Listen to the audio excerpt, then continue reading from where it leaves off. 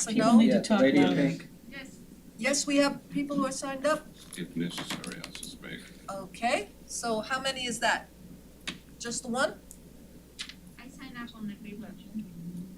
Okay, Oh, no, she means, to sign up before the meeting in order to have time to speak. Yeah, I I signed really up. can't No, hear. you have to request that through the city's website and reach out to us before the meeting. Who's speaking? I can't even hear. All right. this is, the staff is telling the person in the audience that in order to speak at this meeting, you had to have signed up previously. Why? So, well, that's the way it is. You have to sign up previously. You can't just show up and sign up, right? No, Well, Usually have a request through our email. no, you can sign up. That's Well, ridiculous. they can, you know, like they can hop in and speak after each bullet point, Right. but they can't like present Oh. previous. Right, Okay, It's not presenting. right, no. it's not presenting, they're speaking. Questions. Got it. Yeah. Does somebody here want to present? No, nobody is presenting. There's no item on the agenda Well, presenting I'm just, here. I know, but I'm just Okay. asking a question. She's speaking though, the Lady in Pink. Speaking, says- somebody wants to speak. Speaking is perfect. Speaking is American. We all speak. Right. Okay. We have general discussions and comments by committee members. I am imploring everybody to please be very brief, okay? Chair, you might just want to state the city manager's deferred this item. I don't know that he has deferred the item. So we're He not may on show that. up. I have no idea. Okay. James? Yeah, so when we got the agenda last week, I immediately followed up on that and found out that you can't add agenda items at that point in time because they've already been published, et cetera, et cetera. So there was a process in place that I wasn't aware of. And I know we have a very full agenda today, but based on our discussion last meeting regarding the tunnel and our unanimous, in principle, support of a tunnel, since that time, there's been the public meetings, virtual and in person, and more opportunity to read all of the documentation provided by the FDOT. And I don't quite, I've heard already just offhand that maybe there isn't the urgency as there was, as we thought, but I really think, given the new information that was presented at those public and virtual meetings, that we need to have more discussion on the bridge versus tunnel. Excellent that you brought that up. It turns out, I was going to report, which I am now, that I emailed and mailed our position to Jerry O'Reilly, who's the District 4 FDOT guy, who sent me back a very gracious reply saying he would be perfectly lovely and happy to have his representatives come to our next meeting to talk about the tunnel. So I think that's You mean the bridge. excuse me, the tunnel and the bridge. You mean the bridge. The Broward County Commuter Rail proposals. Let's call it that, okay? Okay. So they will be here at our next meeting. And we will have more discussion Sure. at that point in time. It won't just be a presentation. And all of the documentation that's been made public so far will be available, including things that are in process right now. Is that part of the? Whatever is publicly available will be available to us. I don't think that they will bring us anything that is not publicly available. Okay, so Okay. next meeting. Okay, so then I would ask then if those on the task force have not had the opportunity or did not participate in any of those sessions, if you have the time, please, I encourage you to take the time and listen not only to the presentation, but also to the questions that were raised by the public and the answers that were given. I will Very have- important information was passed. I think, excuse me, I think that was being recorded. It is recorded. You So can I go will on and see it. ask, I'm gonna put down, I will ask Tracy to send us the link. Chris is here. Okay. Okay, I'm gonna interrupt this for introduction of Chris Lagerbloom, our city manager. Hey, I snuck in. I like to do that. Good.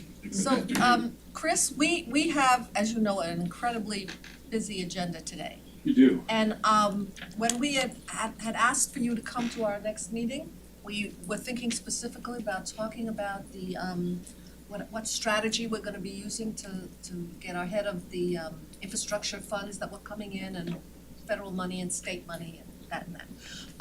Obviously, we can't do that today. but would be delighted to have you just, talk a little bit about whatever, anything else you wanted to talk about. You just don't need a Yeah. presentation You on have that 3 right minutes, now. sir.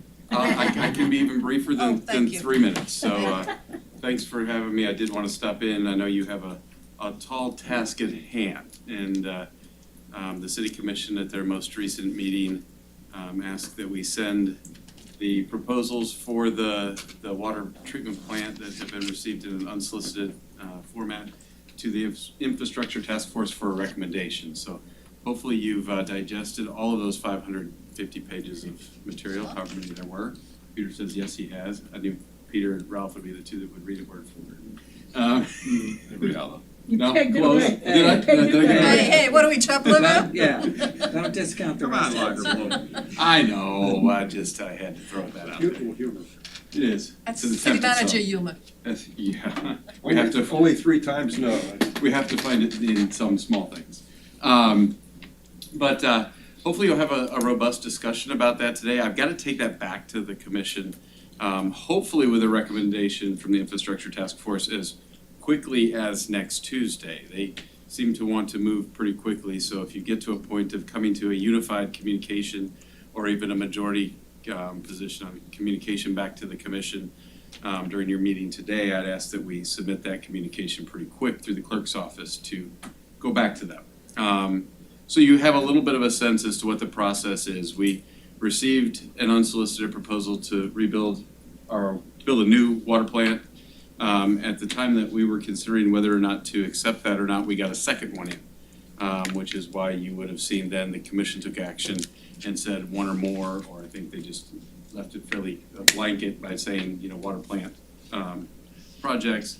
During the period of competition in which other people could compete against those first 2 proposals, we got an additional 2 for a total of 4. That's why you have 4 in front of you now. Ernst & Young did a analysis of those proposals, and you'll hear from the talented folks that are here on Zoom. Stephen and Chris have done a great job in trying to bring apples to apples comparison of those proposals. I think really what I would ask the infrastructure task force to do, you all can of course do what you want to do, but I think if I was going to ask you to do something that would be helpful, would be to not necessarily figure out which order the 4 proposals go in, but weigh in as to whether or not that's even the right method in order to do this project.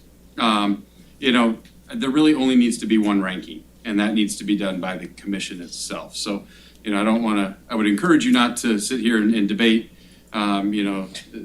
Aqualia versus IDE versus Suez versus. That's not happening, No. I'm sure you. No. Good, thank you. I would just encourage you all to have a healthy debate on process and make that recommendation, and then we'll take it back to the commission. Can I just ask you by way of clarification? When they asked us, we asked the commission to give us an opportunity to review. And at the meeting, the commission said, sure, we're gonna give you an opportunity to review, and we're also gonna ask you to comment on or something, review the status of the RFP for a different proposal. Is that your understanding as well? Yeah, so, and I've made no bones about saying that we've been working in a parallel process between us hiring our own owner's rep and us, moving forward with doing this. Candidly, we have the capability of doing this ourselves if we choose to. There will be some, I could get into whether or not I think we could do it as quickly as somebody else might be able to do it. I think just government procurement generally doesn't work as efficiently sometimes as the private sector does, because a project of this many hundreds of millions of dollars, I can almost guarantee we would get to a finish line and get challenged, and get to a finish line and get challenged, and eventually we'd build a soccer stadium, but it might be at the demise of 2 water parks. And so I bring that analogy into it because we've been down that road of what it's like to have big projects be challenged along the way. And when we're talking about hundreds of millions of dollars, there's always that risk. So, but yes, you've got a capable team here today in our public works staff, and they've been working side by side with our consultants, Hayes and Sawyer, on what it looks like to have an owner's rep on this side of the house if we, Well, that's on the agenda, Trudge we'll that talk path? on that, yeah. or whether or not you come and say, gosh, the benefit outweighs the other. We really think you should take a strong look at these private proposals and move forward with one.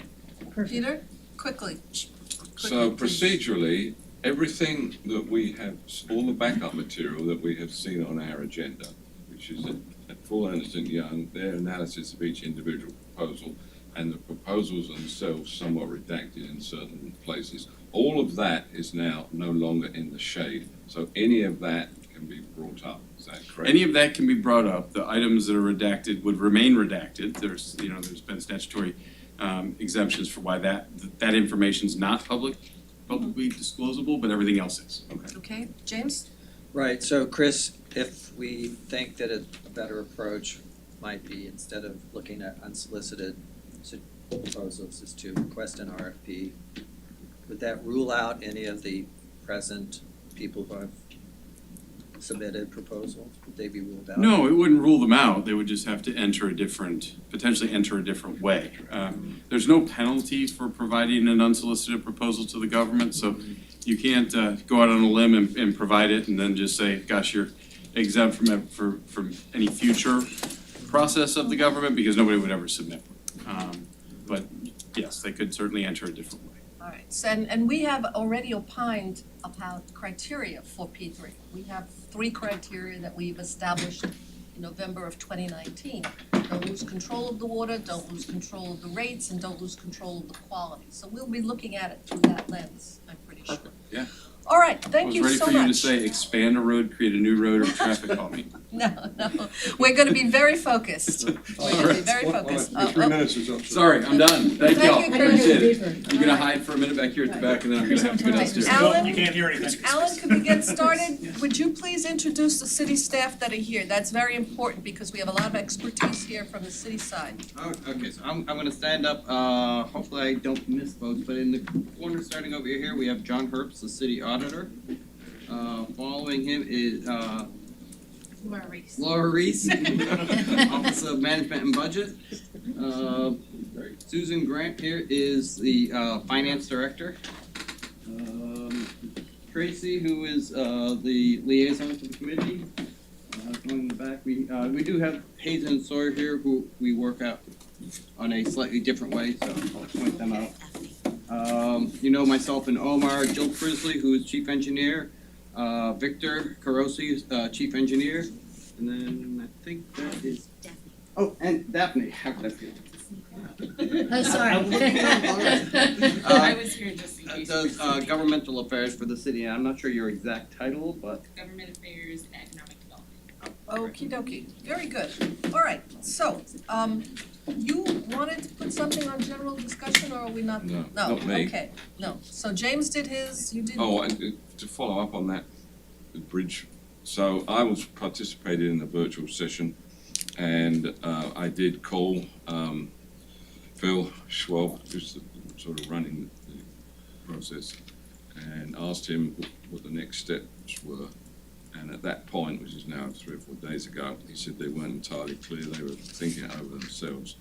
But I would encourage, and I subsequently, or I'm about to send an email with more information on the points I've raised. So I would encourage any members, anybody individually, to write to FDOT as well. Just because they closed their process doesn't mean you can't send Phil emails. And Okay. indeed, I'm going to do that to elaborate on what I said. Okay, okay, no more tunnel, can we do tunnels next week, next month?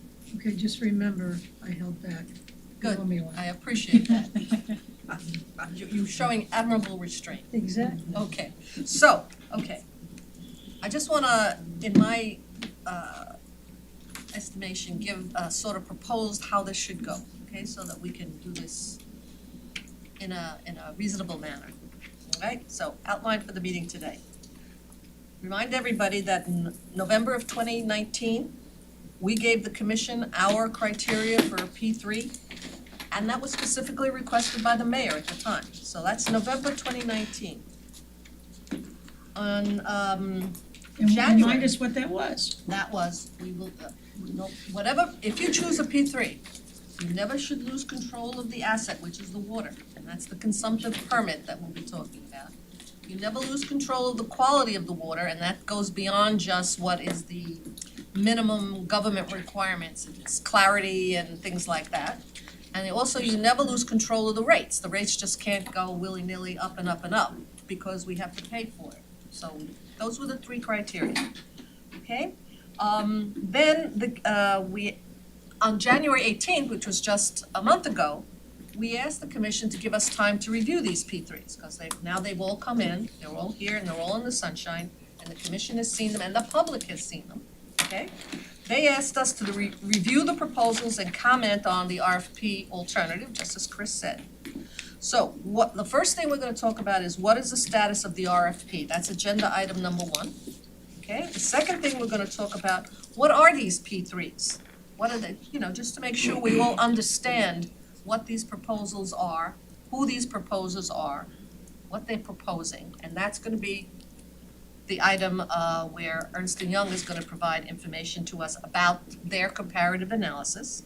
And then we're gonna have a general discussion about whether they meet our criteria, and that's staff, experts, we're all gonna talk, do they meet the criteria? Or anything else you might wanna discuss with them, points of information, points of, clarification. And then we have to consider how we're gonna make a resolution or a decision and figure out how we're gonna send this to the commission, but that's been done. They've already opined upon how we're gonna do this. So with that, Jackie. I'm hoping by 4:00 or 4:30, we as a group can decide truthfully whether we think these RFPs that have come in are the way the city should go. Unsolicited. Pardon me? Unsolicited? Mhm. Or would it be wiser to take the RFPs that we have, take what's good about all of them, and put out a proposal and open it to everybody? I mean, that's what I hope that we end up deciding. I'm not real comfortable deciding which one is the best. I agree with you. And I personally agree with you, that we would have to be What? sitting, We're not gonna decide. right. because the commission's gonna make that decision. It's kind of like if you were listing your house Yeah. and said, Jackie, go tell everybody you know. I'd say, no, let's put it in the multiple listing so that everybody knows your house is for sale. It's the same thing. Okay, but I'll be quiet, but that's what I'm hoping we come up with. That decision. this will go as we go, this will go as we go. So let's get started. All right, first item on the agenda, what is the status of the RFP for the city's business representative regarding the new water treatment plant? 2019, December of 2019, the Corolla report comes out. It says that we should have a new water treatment plant at the Wellfield nanofiltration, okay? It gave two dollar figures. $1 figure was for the plant at the Wellfield, use the 5-ash plant for the distribution.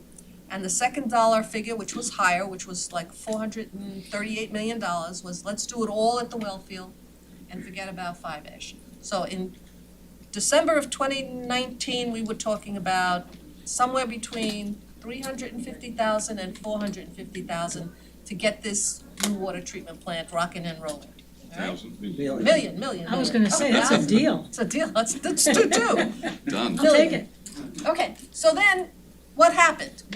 At that point, we were gonna engage owner's representative, and we spent a good deal of time, the staff spent a great deal of time working on getting a proposal out for the owner's representative. And you wanna take it up from there, Omar or Alan? You guys worked on getting that owner's representative on board. How did that go? What was the result of that? Well, I wasn't here when they did do it, however, in June of 2021 is when they completed the RFP process. It was brought to the commission and a contract was awarded to Hazen and Sawyer, so. So let's cut right to that. June 15, 2021, we now have Hazen and Sawyer on board? Yes. So they are brought under contract in June. However, at that time, we just got them under contract. We had not issued any actual work to them yet to do with it.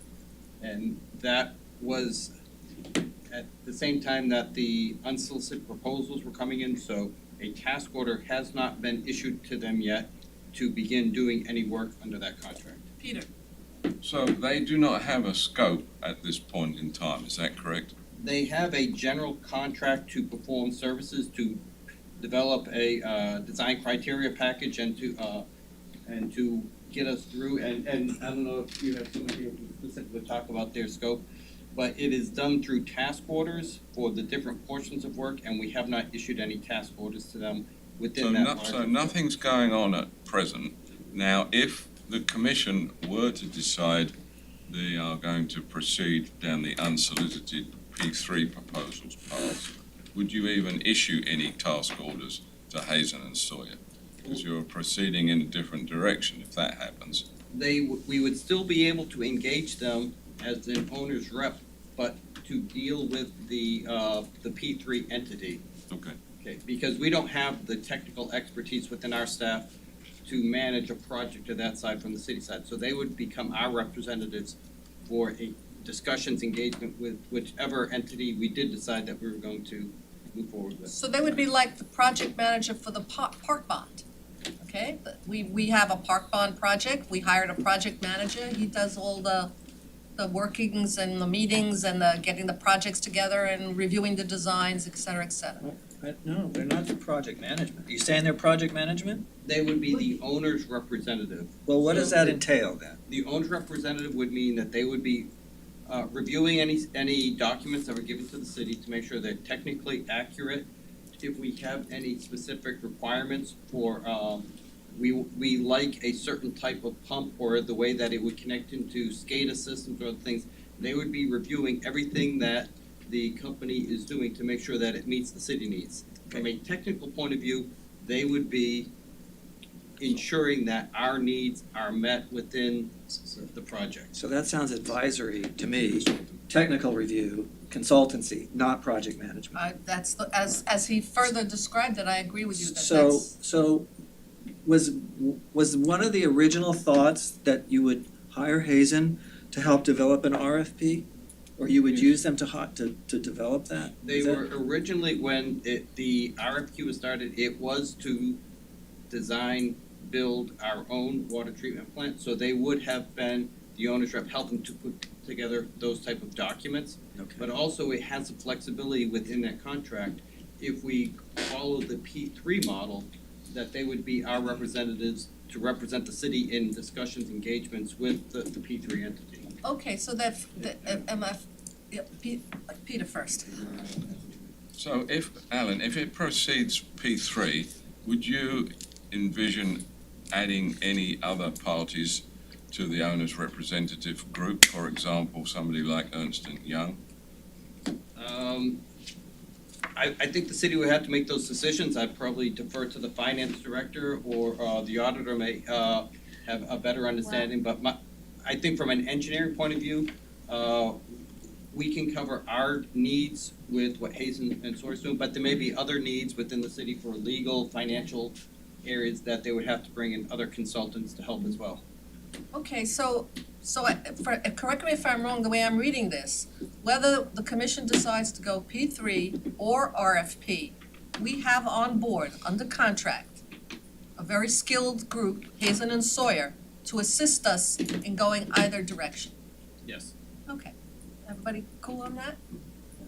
All right, that concludes item number 1, I think, unless anybody's got any other questions? No? Okay, item, yes? Before you move on, you had any questions for Hazen and Sawyer, we can answer them. Otherwise, I'll let them go back and continue working on other things. Yeah, let them go back. I mean, I Thank don't, you very much. that's what we needed to establish for the commission. The commission asked us to establish that. And we have thusly established that depending, either way you go, we have the capability of going. That's the key question and answer. That was the key question and answer. Thank you very much. Sorry to drag you all out. Thank you. Okay, well, hope they didn't charge us by the hour. Okay, so, new business, Ernst & Young analysis of the unsolicited proposals. How many people saw and listened to the commission, how many of you all, members of the committee, listened to the commission presentation by Ernst & Young? So some of us did, yeah? Okay, how many people have read all the material? That was a trick question, that was a professor's Are question. we in school? What's the deal? That was a professor's question. So what we're gonna do now is we're gonna have Ernst & Young walk us through the comparative analysis of the 4 proposals, okay? And hopefully we can get through this presentation and save questions for later, unless you've got a burning question that you don't understand what they're talking about. We will not try and interrupt them, okay? Is that good? All right, gentlemen, Chris and Stephen, you're on. Thank you. Hi, I'll just say a few words, brief introduction, and I'll hand over to Chris, who will talk about the detail a little bit more. And as you've seen, there is a fair amount of content in our work, and we've spent quite a bit of time and effort trying to tease out differences between the bids, and the various proposals have been extremely helpful in answering clarification questions and confirming points with us. I think for the purposes of today, if we have 10 minutes, we need to obviously keep this at a relatively superficial level, otherwise we'll absorb the vast majority of the meeting. So we'll just try to provide a very brief overview of the proposals that have come back and the work that we've done, and then we'll be happy to answer any questions you might have. If you want us to go into more detail or talk for greater length, then obviously happy to do that, but just wanted to be mindful of everybody's time. Can I I'll just hand over to Chris. Can I just say something to you all? We had requested that the staff send you our criteria that we had forwarded to the commission in November. So if you could pay particular attention to those 3 criteria in your presentation, we would really appreciate it, would move things along a little bit. Yes, thank you. Absolutely.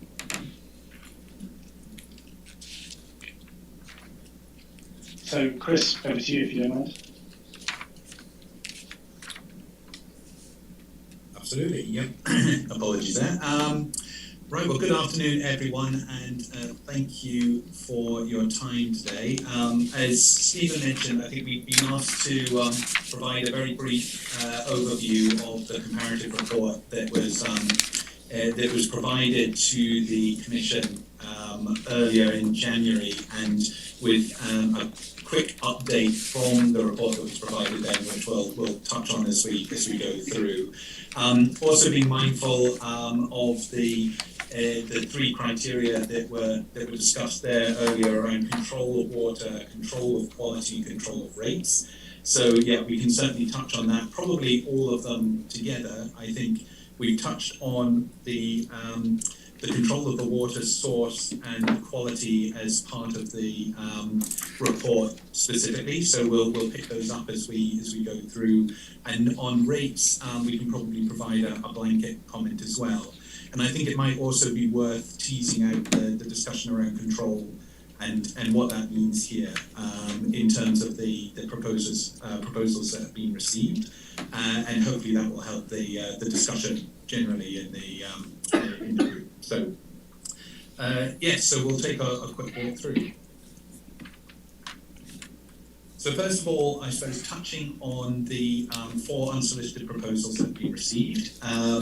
Each proposer had provided a solution, a technical and financial solution for the replacement of the 5-ash water treatment plant. The Fort Lauderdale Water Consortium, which was made up of Suez and KKR, also provided a proposal for addressing the entire water system as well, so that's slightly different, but at the core of what they were offering was also a replacement of the 5-ash plant as well. So when you're sort of looking through this document, and as we walk through, we concentrate up front on trying to create an apples-to-apples comparison of the 4 proposals to replace the 5-ash plant. And so we'll touch on that particular piece of work first, and then happy to answer any questions on the FLW team's sort of wider piece about the full network as we go.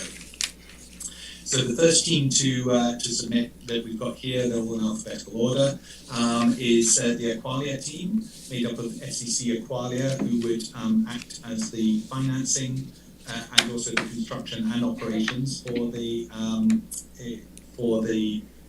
plant. They are an internationally known entity who have provided water plant developments across the world. They were then going to be supported by a sister company, FCC Construction, that would undertake the construction work with locally provided design and construction services from Primoris and CES Consultants. And collectively, they are the Aqualia team. They were proposing a solution which would be a 50 million gallon a day solution using the nanofiltration technology, which was suggested by Carollo in their report. And under their proposal, the city would make regular availability payments that would cover all of the construction and operations and financing for the new plant. We then have the FLW team, which is made up of Suez Water Environmental Services, who basically provide services to a number of US municipalities, both in construction and operation of new plants, but also managing existing operations. And they are partnered with KKR, who would be providing much of the financing for this proposal. And the construction work would be undertaken by Ghani Construction, who also have some experience of this delivery as well in the US too. So their technical solution was also going to be a 50 million gallon a day plant, and likewise with Aqualia, and in fact all of the teams here, they are offering the nanofiltration plus ion exchange solution that would be equivalent across all 4 of the teams. And the one area where they also provided additional context was FLW would also look after the entire system and propose to invest in the development of life cycle works plan for the piping, but also would take over the Pure Dixie plant and other facets of the system as well. The third team is the IDE team, made up of IDE Technologies, who would undertake the design, construction, and operation of the plant, with financing provided by Ridgewood Infrastructure and construction by Kiewit Corporation. IDE is an Israeli-based water services firm with experience in both US and internationally in these kinds of developments. Ridgewood has also got experience in the US as well, and Kiewit is a large contractor who has got global and also US construction experience in the water side too. And likewise, their technical solution very similar to the Aqualia and FLW team, both in terms of the capacity of the new plant and the proposed technical solution. And then finally, we have the Next Spring team here as well, that is made up of Next Era Energy Capital, who would be the financier, and with US Water undertaking the operations, and Next Spring Water Investments doing much of the design and construction of the updated plant. Next Spring have got experience of providing plants mainly in support of their energy assets in Florida and around the US. But their solution that they're offering, again, is of an equivalent technical solution, broadly consistent with Carollo across all of the teams that are mentioned here. So I think just very quickly before moving on, and just to the question about control of water quality and rates, the P3 that is being suggested by all of the entities here is one that would retain the ownership of the facility with the city of Fort Lauderdale. And this would be basically the P3 contract would be set up in such a way that the city would specify what quality standards were required in terms of the water, and the city would retain control of authorizing rate settings under all of these proposals. So we can discuss, the control aspect in a bit more detail, but I think just as a straightforward statement, each of these teams here would propose that the assets and the technologies would remain in the ownership of the city in all of these instances. Okay. So moving on, we had been asked by the city to look at some very specific areas of of the proposals. First of all, take a look at some preliminary gating issues, those around capacity and experience and the general compliance of the proposals with the P3 regulations in Florida. And then once those were reviewed, we were then looking at the 3 specific evaluation criteria by which each of the proposals can be compared around the transfer of commercial value and risk to the proposers. We're looking at technical aspects of the proposals, which was in conjunction with the city's operations team, who did much of the work on that one, and then also looking at the pricing, but also the financial terms and particularly price certainty embedded in the proposals that they were delivered. And that's really an overview of the areas that we were asked to look at, and all of the following slides and those that we delivered to the Commission address those criteria on a on a transparent and comparative basis for each of the proposals. Okay, I think we touched on some of the experience here. We won't go into too much further detail at this point, but each of the teams, the Aqualia team, as we said, has got a considerable amount of international experience in the development of these types of plants and operations, less experience in the US at this stage. The Suez and KKR team, FLW team, has experience of operating systems in the US with other municipalities and also developing similar sized municipal water treatment plants as is being proposed here. The IDE team, again, on a similar basis, has experience both internationally and in the US with developing municipal water treatment plants of this type, particularly the Carlsbad desalination plant in California is one that's particularly noted, but they have a level of experience in the US and internationally as well. And then with Next Spring, as we said, they have experience of developing water treatment plants in the US and in Florida in particular. They tend to have been of a smaller nature in support of energy assets that they're linked to as well.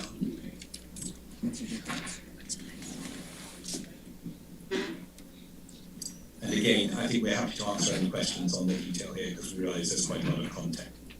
So would it be safe, I shouldn't do this. Would it be No, that's safe, fine. would it be safe to say that all 4 teams have the experience and the financial capacity to pull this off at some level, and according to your chart, who has got the best capacity and financial experience? Yeah, I'm happy to go with that one. Yes, I think at an absolute level they all do. Yes, I think that is correct. I think that experience does vary. If based on the data that we've seen, I would say that the FLW team has the most substantive, direct, relevant experience, judged on the basis of technology, scale of assets, and US experience. Aqualia has to some extent equivalent level of experience, but a lot of it is centered outside of the United States. That whether that matters or not is a matter for policy. And then the IDE team and the Next Spring team have certainly relevant plant experience. The IDE team obviously has plants of equivalent complexity and scale, though perhaps more centered on desalination. And the Next Spring team has equivalent experience, but at smaller scale, as Chris mentioned, in service of power generation, water purification, rather than municipal drinking water. Now, in each case, the Aqualia team and the Next Spring team have teamed with local partners, so US Water in the Next Spring case, and with Primoris and CES, thanks Chris, in the Aqualia case. So for each of the teams, they have created a consortium or a teaming environment which seeks to bring the best of their technical expertise, their US expertise, and regional partners as well. Okay. Yes, ask questions? questions? Yes, certainly. Stephen, in an earlier presentation, you actually, regarding financial capacity comments, you talked about the 4 different proposals. 3 of the companies listed assets in the billions, yet 1 did not, that being IDE. Was that just an oversight, or didn't have access to that information, or what's, it seems less financially as strong as the others, given the information that I've looked at. Yeah, so IE is certainly a much smaller entity than, say, FCC or Aqualia or Suez. I think and we have, so it's certainly not an oversight. What we've tried to do in our evaluation is look at the scale of and financial standing of the entities in the context of their roles and in the context of the financial structures being put forward by the teams. So to form a view, whilst certain companies may be larger or smaller than others, are they proposing a contracting and financial environment that is consistent with that strength, and therefore does the project stand a reasonable chance of being financeable and deliverable? So whilst IDE is certainly a much smaller entity than Suez or Aqualia, from the perspective of their operating responsibility, the performance and guarantee structure that both IDE and Ridgewood have mooted for this project, and the level of equity contribution that Ridgewood have put into this project to kind of act as a risk buffer, then we didn't feel that IDE was so small as to not be a credible operating partner for this project. And bear in mind that Kiewit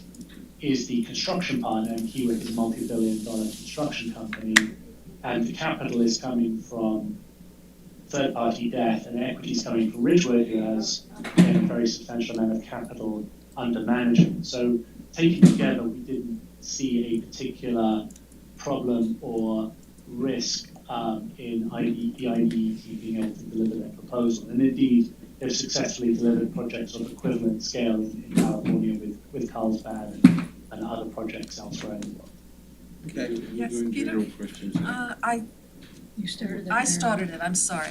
Yes. Well, but maybe Yes. I've got, Yeah. takes us off where we are. So Questions? I don't know if we want them to finish entirely. I will bite my tongue and let them finish entirely. Please continue, gentlemen. No, that's absolutely fine. And what we can do is my thinking would be there is a lot of detail here, so maybe we'll just very quickly move to the Q&A side of things. I think just walking through very, very quickly then with the compliance with the P3 regulations, yes, I think all of the proposals that came in met the requirements for being a P3 and treatment under that regulation. So that was certainly something that was we'll touch on. When we're looking at the commercial value and risk transfer, I think obviously we've touched on the majority of the risks that are typical in the industry and that we have seen across other P3s of a similar nature. Broadly, the 4 proposers are offering a similar risk profile, but there are some areas of difference between them around which we've teased out here around demand, around power consumption, labour cost and performance, which is particularly focused on the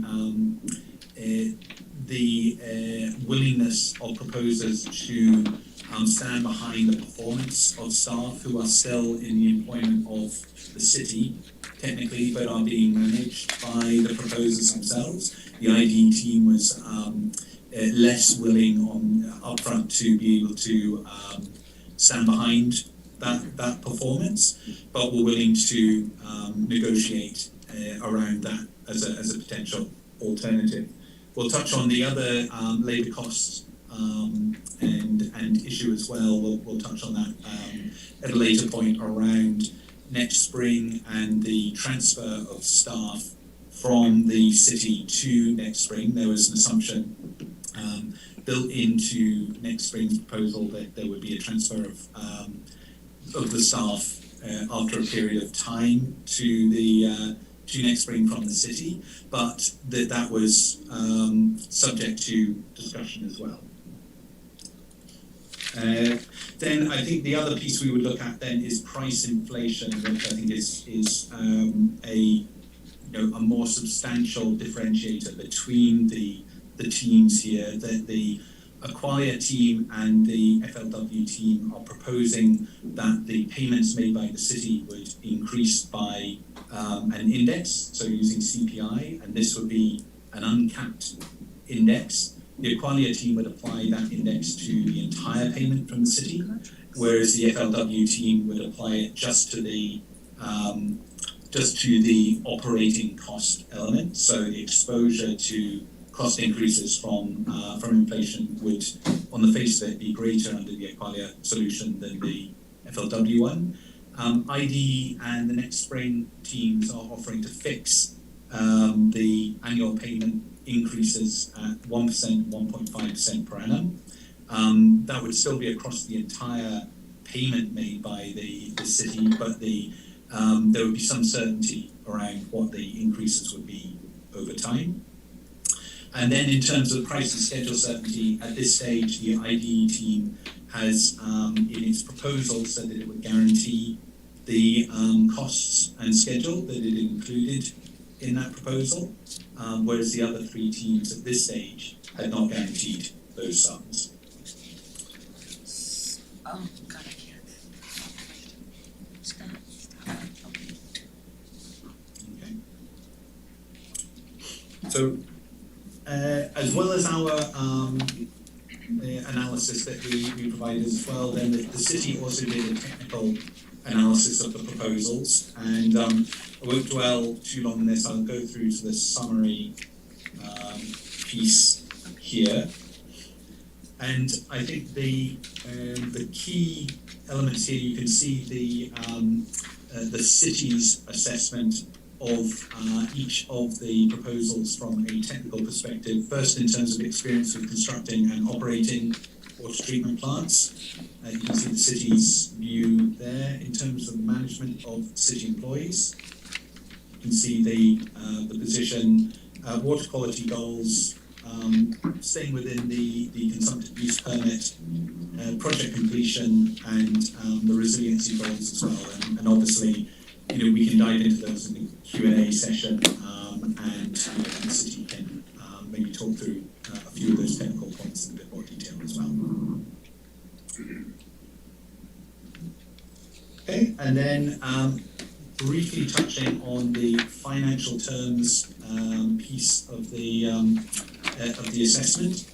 When we're looking at the base comparison, what this graph here does is takes a look at the proposals that were provided by each of the proposers and compares what the annual cost could be under each of the proposals between each proposer and then with a city comparator as well, based on the Corolla report and on what the city has put into its rate setting model at this stage. And you can see here what the annual payments, they would each be subject to inflation based on the terms that we talked about earlier. The various components of what those costs would be based on what the proposers have submitted, and then topped out with other costs that the city would be likely to incur regardless of which proposal is selected. For instance, the off-site enabling works here, that $6 million grey box on each of the charts, that relates to the additional costs of retooling the distribution and the 5-ash plant to enable it to interface with the new Prospect Wellfield plant as well, and that would be true for all of the options that are being considered. And the one other area I suppose that we would draw your attention to here is, I think, to Stephen's point around the risk or the financial structuring and how that sort of wraps the discussion around the risk associated with the entities that are involved in each of the teams. You'll see the percentages at the bottom represent the percentage of debt to equity that would be included in each of the financing solutions that that's considered here, and those range from 100% debt, which is the left-hand figure, and if you take a look at the city is currently debt financing all of the work and planning to debt finance all of the work without an equity component, all the way through to, you can see FLW and IDE are both assuming a more substantial portion of equity commitment compared to the debt. And what that represents then is the equity would be provided by someone other than a bank or another lending source, and represents an element of risk taking on the part of the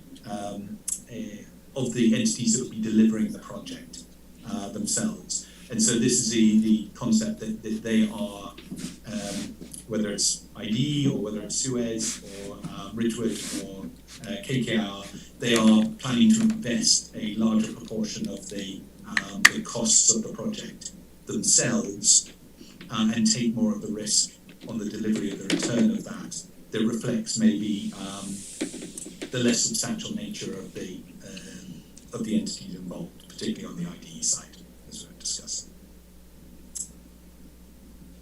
Okay. And then this page here, this brings into the discussion the level of design work and the level of guarantee that's being offered by each of the proposers. Each proposer was asked sort of what level of design have they taken their work to, and we're able to provide an indication. And what we were able to show is by taking a look at the level of design that they're at, then that says provides an indication of a margin of error on the base construction costs in particular that would be incurred by each proposer. And so what we're able to take a look at is based on the the lower the level of design development at this stage, the higher the potential margin of error that there may be, and hence the greater exposure of the city to increased costs compared to the baseline proposed costs that have been included. So at the extreme end, if you take a look at the city's Corollo report had a class 5 estimate with a 2% percentage design, and Corollo themselves indicated there could be up to 100% cost differential on the construction costs, and hence the dotted or the dashed box provides quite a lot of risk of potential increase in costs beyond what the baseline was for the city's estimate. And that then goes all the way through to, you can see with the IDE one, so they have indicated a 30% level of design, and even though there would potentially be a margin of error, because they've offered a price guarantee, there is no additional risk exposure at this stage to the city. Okay.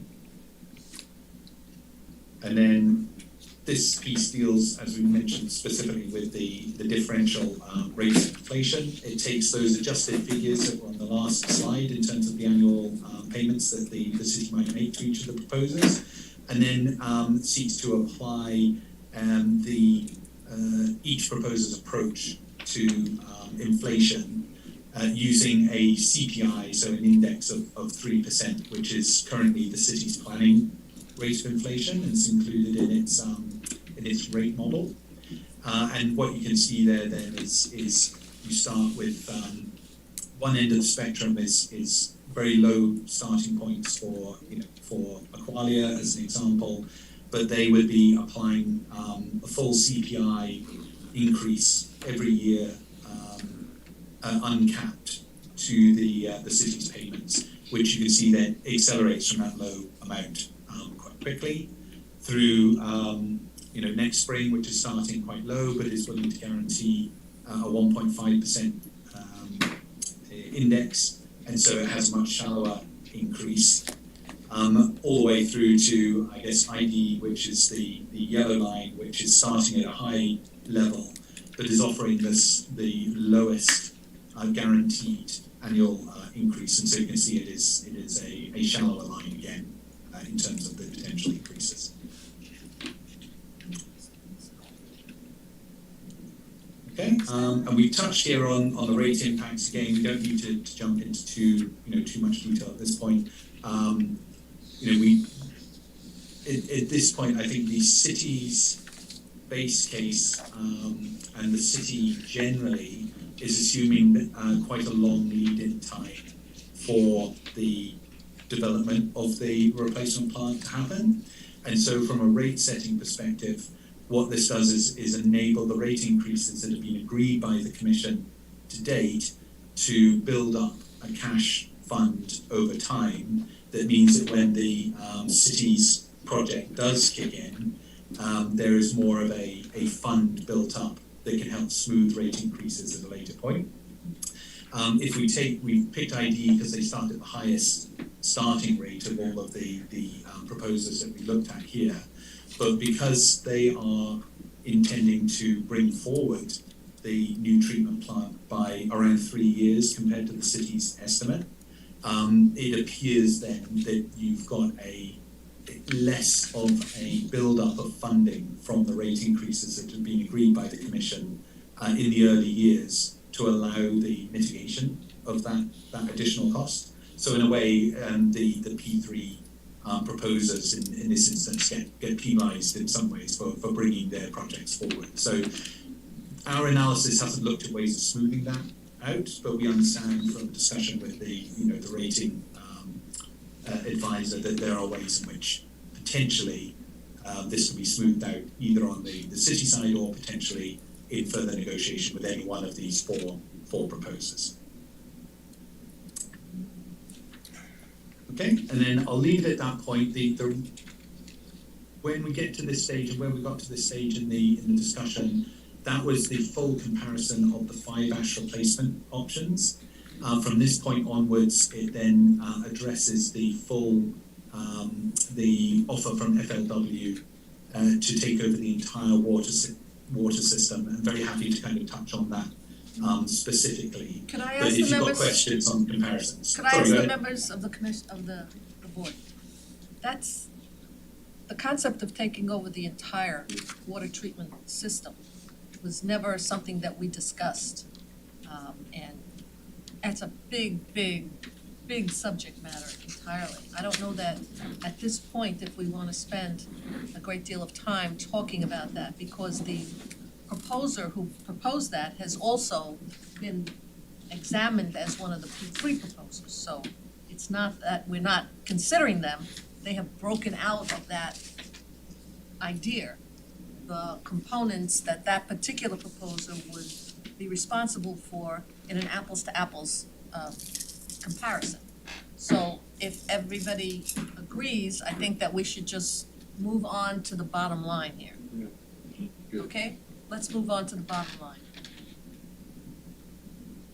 Okay, and I think that then, I think we talked about the city decision points, and I think as Chris, was saying up front, that will be a matter potentially for the city as well. But these are, some of the considerations that we think the city might have in determining which of the proposals it might want to go to, if any of them, in terms of moving forward. So that sums up our presentation here, and obviously I think we want to leave enough time for Q&A from this point onwards, and also for any city technical discussion around the water quality in some of the areas that they looked at too. So we'll maybe pause there and then maybe open up the discussion.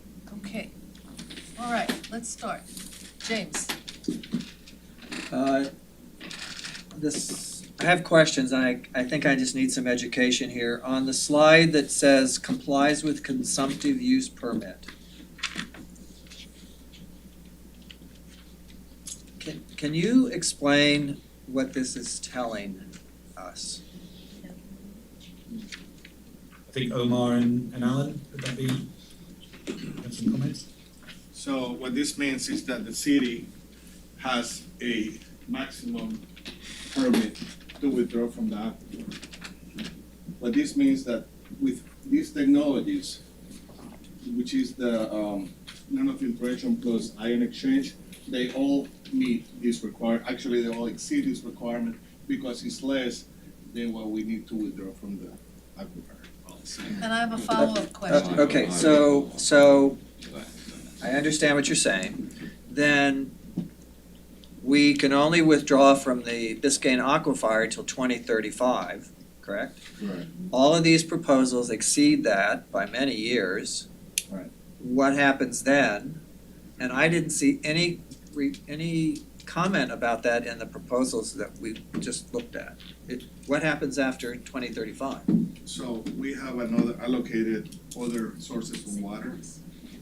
It's called T51, which is not part of this, it's part of the Carollo report, but it accounts for more water at that time. But none of the proposers addressed that they're gonna have to go there later, after 2035. And so what's the impact of that? Do we know? So the question is there an additional capital cost around 2035 to plug in there? If we expand the size of the plant to get more water, yeah, it should be a Well, you're gonna have to You after have to. 2035. If we're running out of water in 2035, that has to be, to me, that has to be part of a proposal that says, after 2035, this is what's gonna happen, and this is how we're gonna resolve the issue. And I didn't see that in any, and ENY doesn't, it's not part of the comparison, because it was, I guess, not in any of the proposals. No, so, but you will have to expand the size of the plant in order to get more water, to produce more water. So, Alan? It would, the water would still be flowing through the aquifer, but the C-51 canal gives us more capacity. It's more water going into that aquifer that we are able to withdraw.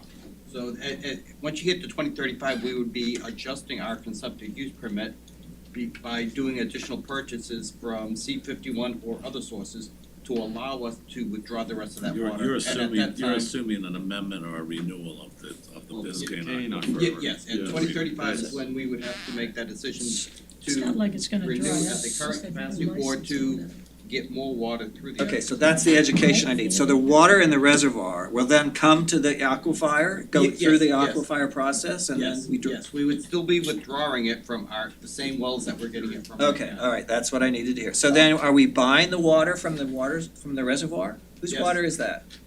We will be purchasing that additional water. I think it's 6 million gallons a day or 3 million 6 gallons a million day. gallons, yeah, per day. And we have the option to purchase additional water, right? Because what it's doing is it's replenishing the aquifer and then we withdraw from the Biscayne aquifer. Okay, I understand now, thank you, I needed And that. it's just a matter, if we get to that point where our water use goes up that much more, Mhm. we would need a plant that is expandable, which is what all of these plants give us that option, to build on more capacity to process water. Okay. All right, Right, Peter. So on that point, I think every proposal has some caveats about the water quality from where they are drawing. So if that deteriorates, then what happens to the P3 proposers' ideas? What you mean by deteriorate, you mean like quality, like Yes. color wise? The only guarantee that the finished water, Right. subject to certain quality of untreated water, what happens if that were to deteriorate badly?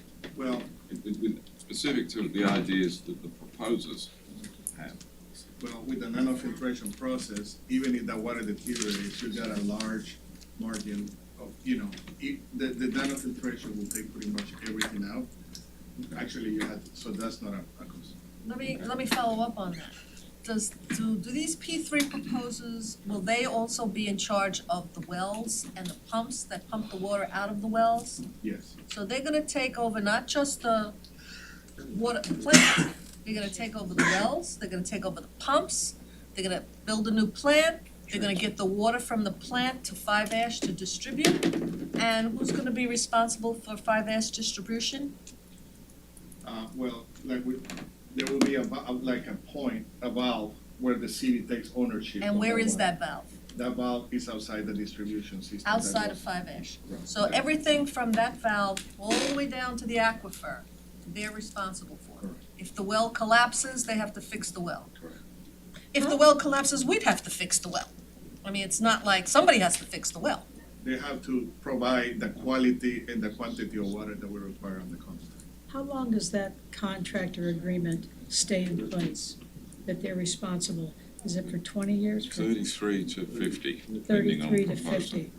And can you explain to me, let's say it was 33 or 35, what happens at the end of that? What do we do then?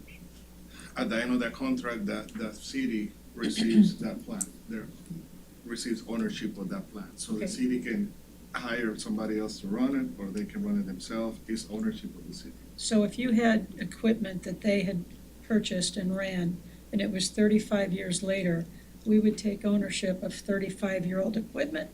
Yeah. Which Yes. means then we That would. depends, because during the cycle of the operation of the plant, some of that equipment might have to be changed.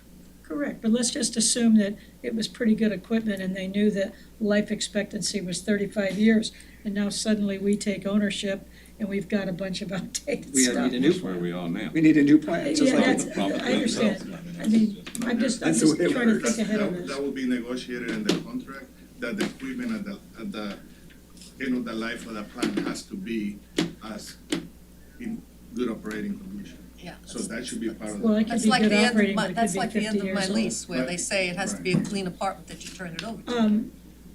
Yes, Charlie, do you have a question? Are you done, Jay? Yeah, I've got more questions, but go ahead. So I missed the last meeting, so a couple of big picture questions for both staff and E&Y.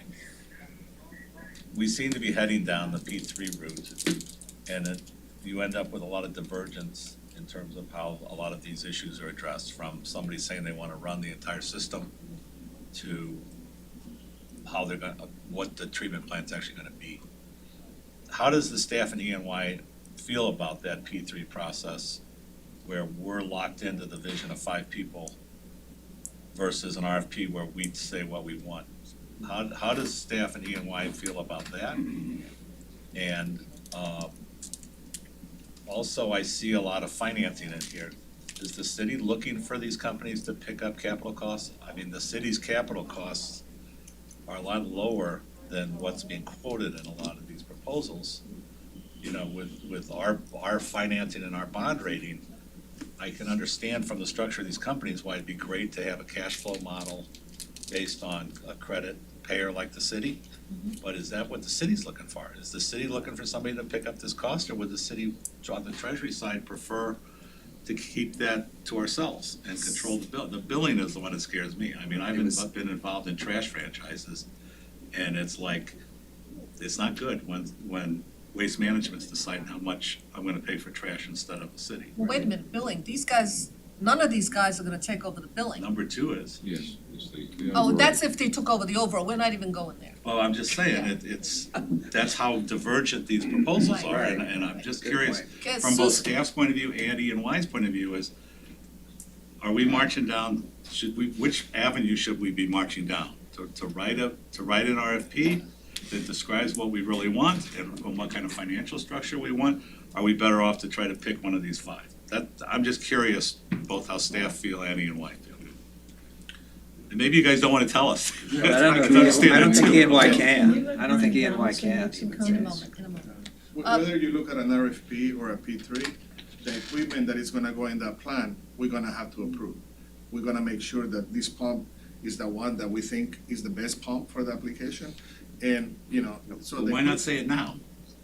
because we haven't done a detailed RFP, We haven't done the we haven't done it, or we But haven't. we have Hazen and Sawyer who could do it for us, already on Support. contract. Correct, they will be doing it for us, but we'll still be supervising Hazen and Sawyer. Can you let Susan Sure. speak to the financing issue? Susan, introduce yourself again. So Susan Graham, Finance Director for the City of Fort Lauderdale. So the question, I think on billing, I mean, in these situations, the city would continue to operate our water billing issue. So that's off the table.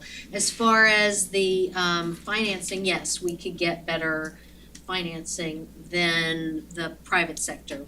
Marilyn had asked the difference. I think we talk about 100 to 150 basis points difference overall 30 years. as far as what we can get better than maybe what they can. On the other side, and again, we're not gonna tell you what we think is the best option. The P3 options that we have here could probably deliver the plant sooner than ours, and we talked about that, our RFP process, and that will take, it could add 2 years to this process, 1.5 to 2 years. So, again, it would depend on what the priority is. If the priority is to get it constructed and operational quicker, it just depends on what the priority is. And Jerry? I'm gonna try Charlie's question, about a 10-degree swing in vantage point. Go for it. The unsolicited proposals were in fact unsolicited, correct? Okay, so where was the city's head, because they hadn't engaged Ernst and Young yet, or even Hazen and Sawyer yet? Where was the city's head at should we do It's a unsolicited, loaded question. right? Yes. Or should we do an RFP? Were you guys preparing to do an RFP to say to the world, here's what we want? Or were the unsolicited proposals preemptive in the sense that Charlie said? Oh, as long as they're here, we might as well look at them. You know? Well, we got an unsolicited proposal before we were engaged. No, that's not quite true. You engaged Hazen and Sawyer, I don't think that's true, let me not say, my understanding was that you engaged Hazen and Sawyer in June of 2021? And you didn't get the first unsolicited proposal until December of 2021. 2020. Then you are Word got correct, out. I stand corrected. So that's why. So it was preempted, they got the proposal and they stopped. And that's good, if you get a proposal that works.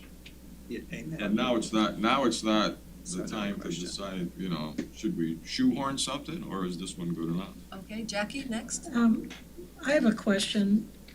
So it took how long to come to evaluating and looking at these unsolicited proposals, right? Has this been a 1 or a 2 year process from the start, roughly? So we got the last unsolicited proposal in September 2021. Okay. I think it was the 21st or the 12th, I can't remember. Okay, so now we know. 9/7. Okay, so we know we need a new water treatment plant. If we decided as a group to recommend that we go with our own RFP, is it safe that we can do that? Can our current water treatment plant and everything stay intact until we get through that process? Versus, we better hurry up and do this because of the state that we're in. Can you share your thoughts on that? Well, like Susan said, it might take an extra 2 years. Okay, I understand. The cost of everything that you're gonna have to replace and repair for extra. Yeah, I mean- And the cost for that, to But with- replace, and, according to that Corolla proposal, that plan is at the end of its life. I understand. So, if you can save 2 years, it might not be a bad plan. Would it Wait, really wait, take whoa, 2 whoa, whoa, years? wait. That's got a double edge on it, because even if you took one of these unsolicited proposals and said, okay, that's the one, that one's close, that's 95% of the way home, let's do it. Knocking out an agreement to get it done is not gonna be a Right. romp in the park. Right. And then all of That's the another year. specifications for everything that's gonna be in Another it year. has gotta be, so it's not that, to me, it's not that much of a difference. And it's not without litigation risk. As Chris mentioned, we probably end up in litigation if we put out an RFP, if we How can accepted. we, what do you mean? Well, if we put out an RFP and there are 5 people who respond to the RFP and we pick one, the other 4 are gonna sue us. How can you sue if you don't get the bid? That happens all the time, Jackie. Wait a minute. It happens all the time. But I'm saying, nothing is without litigation risk. The idea that, if you pick the 3P proposal and we go forward with that, and we're ready to rock and roll, there's nothing to say that you won't end up in litigation anyway. So, Peter. So, sorry, go ahead. So, it's probably for Ernst and Young, the enabling works that you added to arrive at total capital cost, what do those comprise, and where does that overall figure come from? What's included in enabling works? I can speak to that. So I think the enabling works figure comes from the Corolla report as well. So Corolla had divided up the core 5 ash replacement and then had added, I think it was another $80-ish million on for connecting works into the existing system. And so I think part of it was about the upgrading the pumps at 5 ash, the high pressure pumps to get the water back into the system, and it was distribution lines between the new Prospect Wellfield site and the Five Ash to make that connection as well. There are other aspects as well which I can't recall off the top of my head, but it was from the Corolla report. So, but the Corolla report said, including all of those costs, it was 450 million, right? Correct. Okay, Yeah. so Corolla said 450, and they're saying it'd probably be double, because they give it 100% factor of risk. Whether that's true or not, that's a guess, that's an assumption, as are all of these assumptions. They're all assumptions. I thought one of the proposers said they included demolition of Five Ash in what they proposed. You already did. There's one of them that says that. Who's demolishing Five Ash? I can't remember which one said it. I Somebody remember said. reading that too. Maybe they just mean they were demolishing it for a treatment plant, but they're gonna keep it for a distribution plant, storage. Maybe. Yeah. But basically, That's what it these numbers that you've arrived at include or accomplish the treated water arriving at Five Ash, ready to be distributed in our existing system, correct? Yes. Okay. Okay, before we go any further, I do have somebody here who I think we want to give a moment to in terms of some input, and that's Brian Donaldson, who is the chairman of the Budget Advisory Board. And these people have been looking at this also from, would you like to add something to this? Do you have any concerns that we should be addressing? Yeah, normally we have a budget advisory board member here Yes, that's, amongst you, so that they could have, brought up some of the concerns, but since Michael's absent, I thought I would be here, and so thank you for. and we appreciate it, yes. Basically what, for one thing, because of the timing of the budget advisory board meetings, we're not able to weigh in on this. Because as Marilyn and I and some of you were sitting in the commission meeting a couple weeks ago, and we saw this same presentation. And that was the first time it became sunshine. So even though our 5 elected officials have had this and have been able to work with the various 4 groups, it was the first time that any of us had seen it. And I spoke then, if you want to look back at the tape, saying that we had a very big concern in concept of moving forward with a P3 versus an RFP.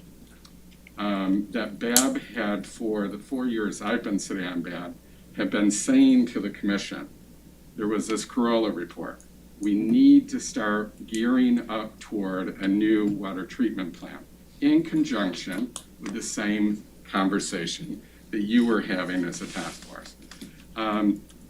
The state allows municipalities and organizations to make a profit on supplying utilities. As you all know, the previous commission had been taking that ROI out of the water sewer and putting it into general fund of a tune of $20 million a year. We were against going for that. The new commission phased that out. We, as the budget team, absorbed that, et cetera. There's profit in that. The Budget Advisory Board over the past 2 years have convinced the commission, took our recommendation of starting to put money into your water bills that started this past fiscal year. We approved putting a owner's rep in the budget, which was the company that they just mentioned, which I don't know the term, I'm sorry. I'm just talking concept and no number. And so we hired that into the new budget. And it became very apparent last summer when we made a presentation during our joint commission meeting that yes, the commission acknowledged they were going to move forward with building a new plant. And that was in June, and said, let's put into our budget in the water bill, putting money so that we would have money building up millions of dollars so that when we went to the funding and that Susan and her team would do the bonds for this, we would not have a spike of possibly 30% in your water bill. So we've already been. That's when I think the public realized City of Fort Lauderdale is going to build a water plant. There's profit in water. and we're gonna do unsolicited proposals. So the fact that it went from commission open to they were going to rank and move forward with a P3, my question and then your question, they gave you a couple weeks. My timing on my board is next week, so we weren't able to vet these numbers. My concern is that because of the fact that the city, who has been planning on moving forward and building a plant, has not gone down the evolution of looking at the engineering, et cetera, we've just brought in a person, a team to do that.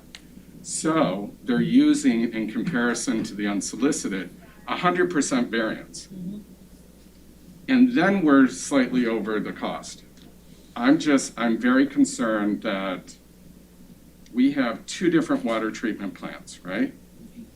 So if one person is running one and the city is running the other, and we have an issue with water quality, how do we know which, when it mixes all in the lines? So that's just me as a person asking that.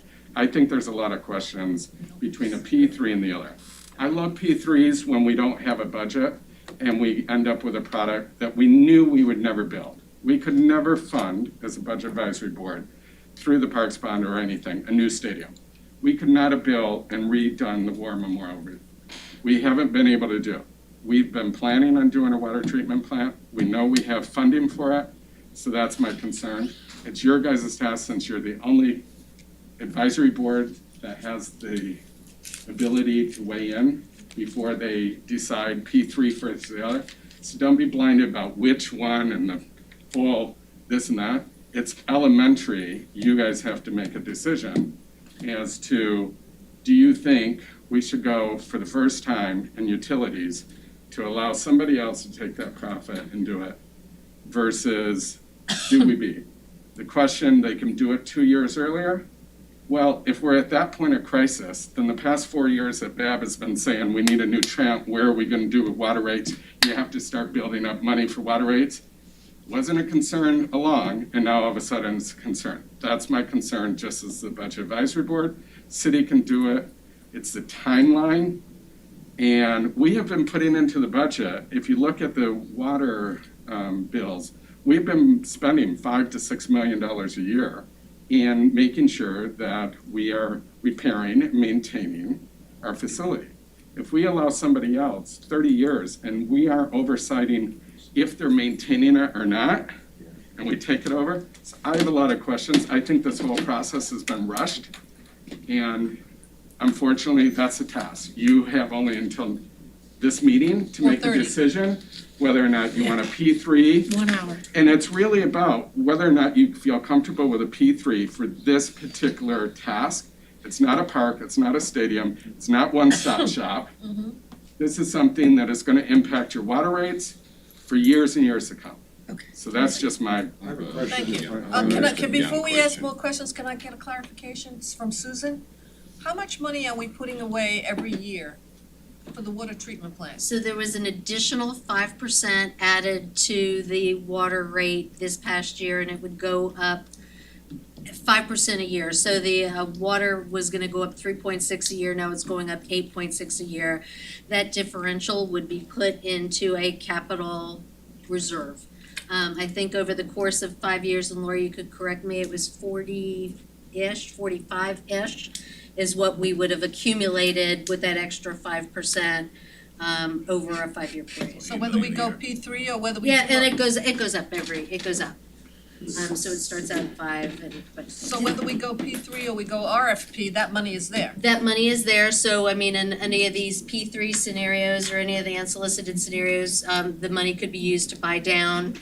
That could be used to fund those things that have to happen anyway, that 80 million they talked about to, I mean, so yeah, it would go into the project one way or another. What was the Brian? base cost without financing Of which one? of any of them? Just give me a ballpark without financing, just the base is 300 million? It is on page, hold on. Look on page 21. It has right there. the different costs. So here's 345, 408, 450, 385, and 320. In all of our So- financial presentation from Stantec that we've been modeling, when Yeah. we look at the water sewer fund over the past 5 years, we've been plugging in that there would be a cost of about $400 to $450 million. It was based on the Corolla report. Based on the Corolla report, and that's what we've been gearing toward. I just had a brain freeze. But my other concern is that if we turn over that, what about all of our employees that are currently working for us that aren't gonna be? There's a lot of moving parts. We also can charge part of our overhead of the building and finance, et cetera, to the water sewer. If we aren't controlling that plant, et cetera, there's just, it's. So This we is were going complicated. down the road. My concern is that each of these, Yeah. we have to accept as they are. You can't compare and say, this one's using this kind of filtration, this one's doing this, this is that. Whereas if we go to RFP, we can put what of all of this do we like the best? And say, what's the best for the city? We can't tweak these, otherwise we're gonna be in legal hell because we took an idea from D and made it part of the contract of B, then why didn't you take B's? So there's a lot of. Okay, can I ask Susan to clarify? I have a question, I had a question. We got more questions. Susan, okay, we can do it cheaper in terms of the financing. What I'm looking at over here is the IDE says, and do correct me if I'm wrong, they say they can build this plant for how many millions of dollars? I can't- 385 million. They think they can build this plant for 385 million, and that's a guaranteed number, correct? Yes. Until you get a Well, contract. Corolla said it was 450 million 2 years ago. Why are we assuming that if we built it, it'll be 900 million? I think the assumption is wildly Crazy. inflated. Sounds like FDOT. Yes, James, my comment. So, so that was the margin of error based on the percentage of design. Which is, So if you look on page 21, it just takes those numbers straight up, and it's the next page, and it's just the dotted line that takes into account the margin of error, and I think that's important to look at as a piece of information, but again, it's not, it's a range. it's a range. It could be- And you don't know what that number is until you get the either responses to the RFPs or you enter a comprehensive agreement with one of the providers. You don't know the final Could be number. less than that, could be more than that. I We don't know. ran a calculation based on $400 million cost with a 3.5% interest rate, which is what Susan said the city's using now. Yeah, It's 21.7 million a year to finance that, 100% finance it. it's nothing. So that's the number, and then the operations is somewhere around 25 million a year. But we would operate it anyway. You know what they want us to charge us for operating it? More than what it pays, more than what we charge ourselves to operate it. If we were to break out the cost of a gallon of water that we produce for the city, okay? How does it compare to a gallon of water that we're gonna pay for if they produce it? I haven't seen that number clearly. It may be in there somewhere, but I haven't been able to get to the nugget of how much more are we gonna have to pay them to produce a gallon of water than we would pay to produce it ourselves if we went down the RFP direction? Peter? So I did not expect to be putting this hat on, but remember, these are unsolicited proposals and you negotiate with the top ranked. And it is basically all about risk. It is about transference of risk. If the city does everything in-house, it has been proven that we carry the majority of the risk for construction problems, cost overruns, etc., etc. And the whole idea of the P3 is you craft an agreement that offers some profit margin to the private provider, in return for which they take on a substantial amount of the risk. And that is a compelling argument that at least needs to be expressed. True, but then you can figure out how much risk they're taking on by how much equity they're putting in. And they're not putting in a whole hell of a lot of equity here. It's negotiable with the top ranked, etc. Yes. I'd like to ask Susan or anyone in here about the next 3 years as far as the water rates are concerned, where they get up to about adding an additional 80, it's 87%. In other words, 1.87 times what we're paying now in 3 years' time. And what's the question? Question is the city doing that on their own as far as generating more revenue for the expected purchase? Yes, that's exactly what that was. So there were two things. I knew the answer. I mean, if we were gonna do the project on our own and we were gonna spend 400 million and we issued bonds that year, whatever year that is, the rates would have to go up 30% And then to hit that debt service. So the recommendation from the BAB, and we concurred, was to do that gradually over time for two purposes. Number one, to build up some cash so we could buy down some of that Well, the first 3 debt. years is pretty steep, and then after that, it's. And then be able to 3%. support the debt service or the availability payment, depending on which route it goes. So again, that rate structure is designed to support. Irrespective of P3s. Correct. Okay, that's what's really. I just want to clarify something that he was saying.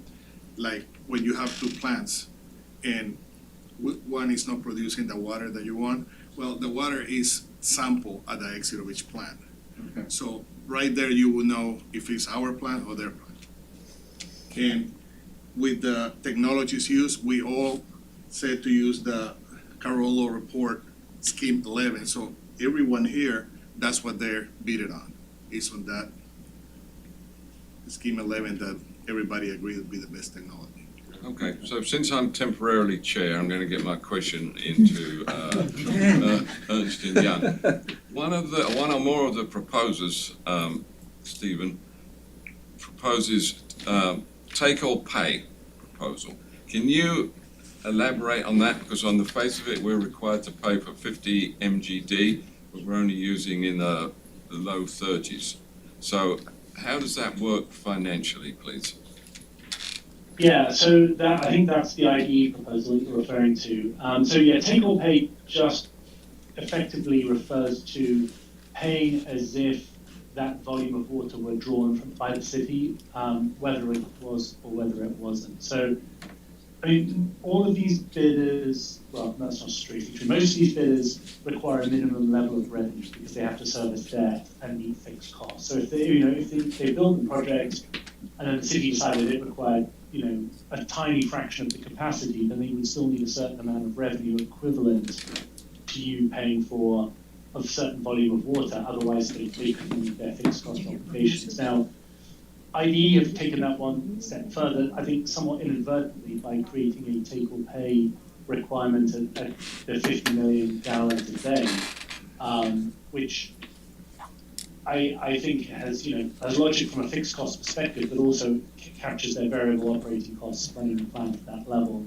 And they've acknowledged that that wasn't perhaps the intent of their proposal, and they've acknowledged that they're prepared to look at that. So, what a commercially reasonable position would be you would either guarantee to take a certain volume of water or guarantee a certain amount of revenue to these developers that they can meet the fixed operating costs, so debt service and OPEX of the plant, but then you would only pay for the variable operating costs, so chemicals, electrical consumption, etc., equivalent to the actual volume of water you took from the plant. Okay. And I think that's where everyone will get to.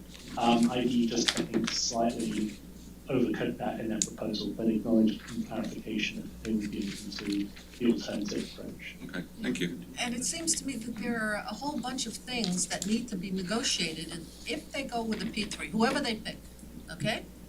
They're gonna go into an interim agreement or straight to a comprehensive agreement. But there's gonna be at least another 6 months, maybe more, of negotiations to get to all of these, specifics.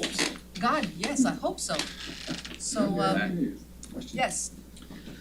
I'm glad we're talking about the Corolla report in this discussion.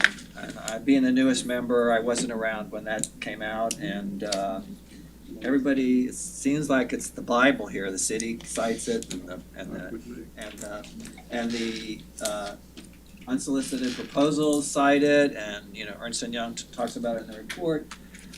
And I took a look at it, and again, I need a little education here because it came to the conclusion that nanofiltration and ion exchange is the way to go. Okay, I follow that. And it talked about that with that scheme 11, that there was room on the 5-ash site to build a new water plant there. Yet, then they recommended it gets built out at the Prospect well field. And I can't reconcile that. And is there someone here, maybe the city, can explain why we're doing that? So you gotta keep in mind that we cannot turn down the existing plan. Understood. So if we do scheme 11, which is the smallest footprint, it will not fit on the existing 5-ash.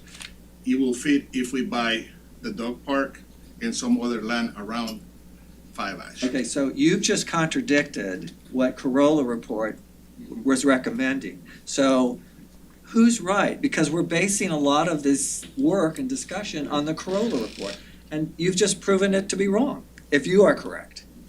Well, they're saying that it could be built in the 5-ash site if we purchase the dog park in other areas.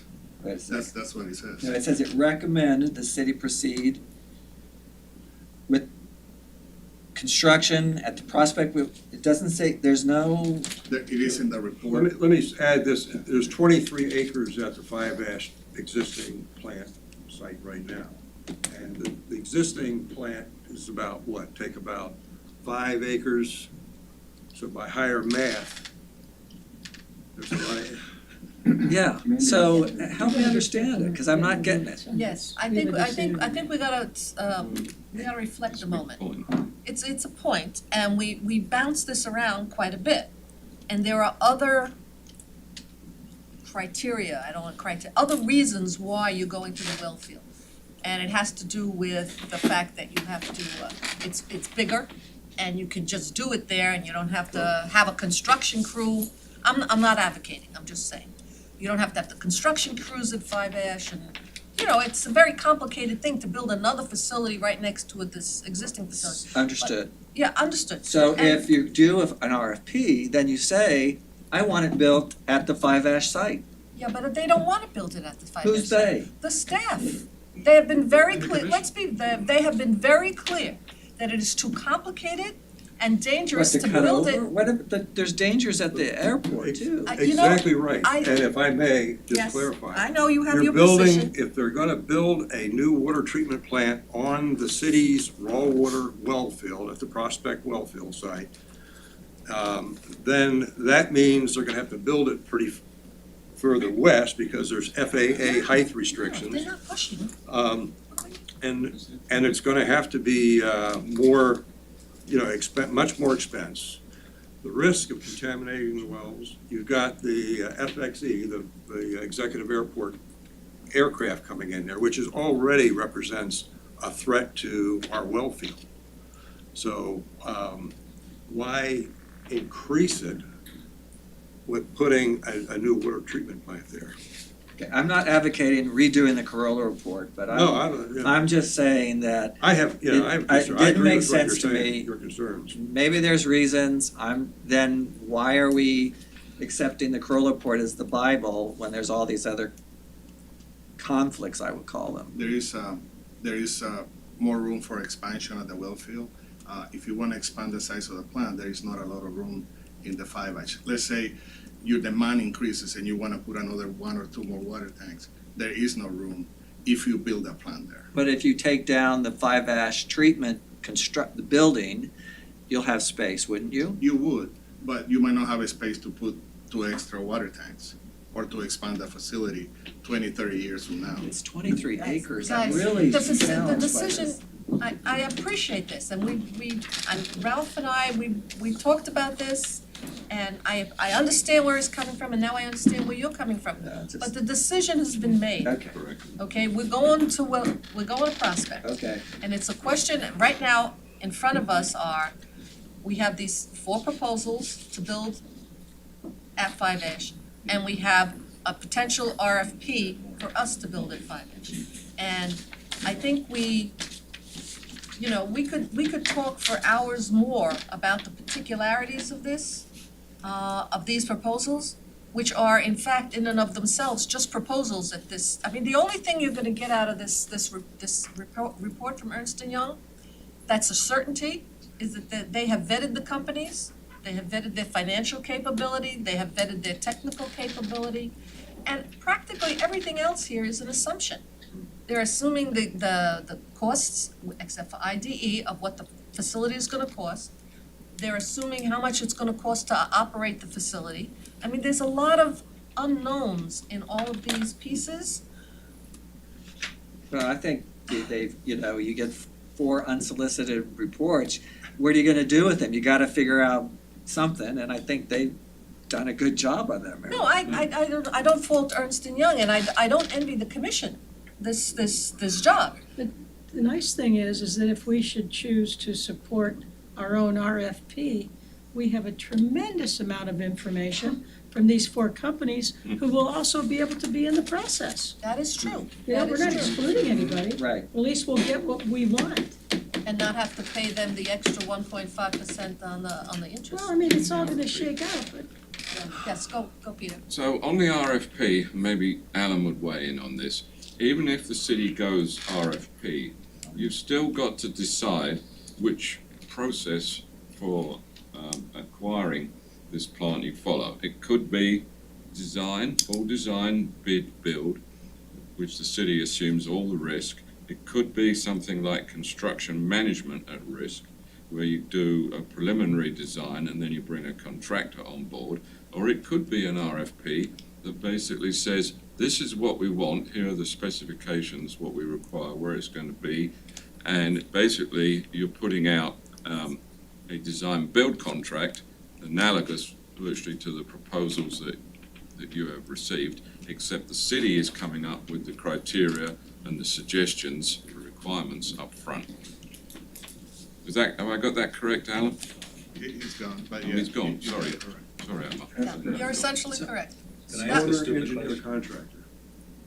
Yes, but it could be done. We could put out, we want X, Y, and Z from this contract. Right. Give us a lump sum or whatever. We specify what we want. Right. And it could go out like that, which to my mind would be quicker. But there's still quite a high level of risk in that, because we're going to enter into a contract with somebody and they'll probably equivocate on the bottom line price. So, But with the owner, engineer, contractor, they're in together. And even the Broward County has deployed this method, yes. and it works out great because Don't look to the it county as solves the a lot of the perfect way to discrepancies. build anything. Beg pardon? Don't look to the county as the perfect way to build anything. No. Well, I'm looking at when I was there, and But, Boy, you just heard it real good, Chris. okay, so. no city hall for the, no hall. Can I ask a stupid question? I was late to the game too, with the Corolla, Hazen, and Sawyer. If we go to the Prospect well field, what happens to 5-ash after it's done?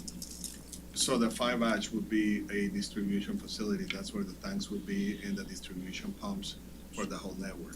Eventually, the building where the 5-ash is and all the hydro treaters, they will have to be demolished. Is there a potential to surplus any of that land? Oh, spoken like a true developer. Well, there's value there. I mean, 23 Sure, acres we on get- we I-95 get money out of that. Good place to put high rise along with the tanks. It's probably worth $70 million. Nice view. Yeah? I was Okay. just curious. It's, Sure, yeah. Did any of I these, mean, if we don't need it I'm just thinking in for any terms of future use. mitigating the cost of building this plant. Yeah, I think you have to include that, the value of a piece of land that's worth a lot of money. Right. did any of the proposed unsolicited proposals provide for, there's pipes that run, if we build it out at the new well field, Transmission mains to the the. pipes 5-ash. coming to 5-ash where the water's gonna be stored, who owns the pipes? And do those get replaced Right now, we have, was it 48-inch raw water, this concrete reinforced type of things that a couple of years ago, somebody drilled a hole in it. Right. But they would have to be new pipes to withstand the pressure coming in, or, Can I? Bless you. Yes, please, So please, we have that's a not my, 42-inch that's not pipe. my We understanding. have a 42-inch pipe, One pipe? one pipe. And the pressure on that pipe, I think is 50 PSI. When we build a new facility on the well field, you're gonna have the same pressure coming through the pipe, even less if you want to, because it's coming to the The distribution high system. service pumps at the existing 5-ash plant. Right, actually, since you're gonna have more waste, because when you bring in the water from the well field, you bring in 100% of the water, Mhm. and you lose 5% on the treatment. This case, you're only gonna bring 85% of the water. You need a So deep it's well even gonna be- injection to get rid of the. So it's even gonna be Deleterious less water. water, so it can be less pressure and less flow. So we don't need a new pipe. We do not. So Omar, were you part of, that came up with a number for enabling works that got plugged in to Ernst & Young comparison? They had the enabling works added on. That includes any work to the transmission pipes, et cetera, right? It does. But do you agree with the kind of number that Ernst & Young is putting on their overall assessment? I think it was like 9 million or something. Six Six. million. Yeah, we went through that and we, Yeah, and that was based on the Corolla numbers. Oh, okay. Okay, so here we are, lots and lots of questions. Anybody wanna sort of like summarize where they're at? Should we go around the table? Yeah. Okay, let's start with Jerry.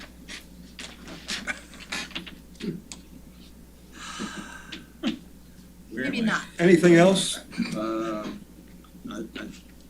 First off, I think we should leave it, it's at the Prospect well field.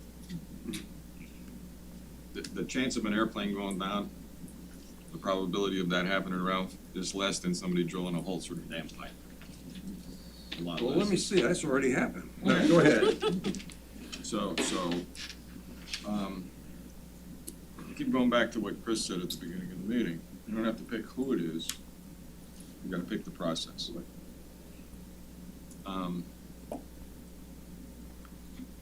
When I read through all of this stuff, there's some differences, but they're very similar. Mm-hmm. Right? What I don't see is any referral from customers of these consortia. How well did they do meeting the expectations of Santa Barbara or wherever the hell else they put up treatment or desalinization plants? How close did they come to hitting their estimates? I don't see any of the supporting materials that would build confidence that you're picking the right one from the standpoint of setting expectations and meeting them. How easy were they to negotiate with? What's their legal teams like? All of the other business aspects of this. Because after reading all of this, I think we can pick any one of the four and wind up kind of close to the spot where you have to be 3-4 years from now for water to flow. I don't think we should do anything that adds more time to this. That's my position. Okay.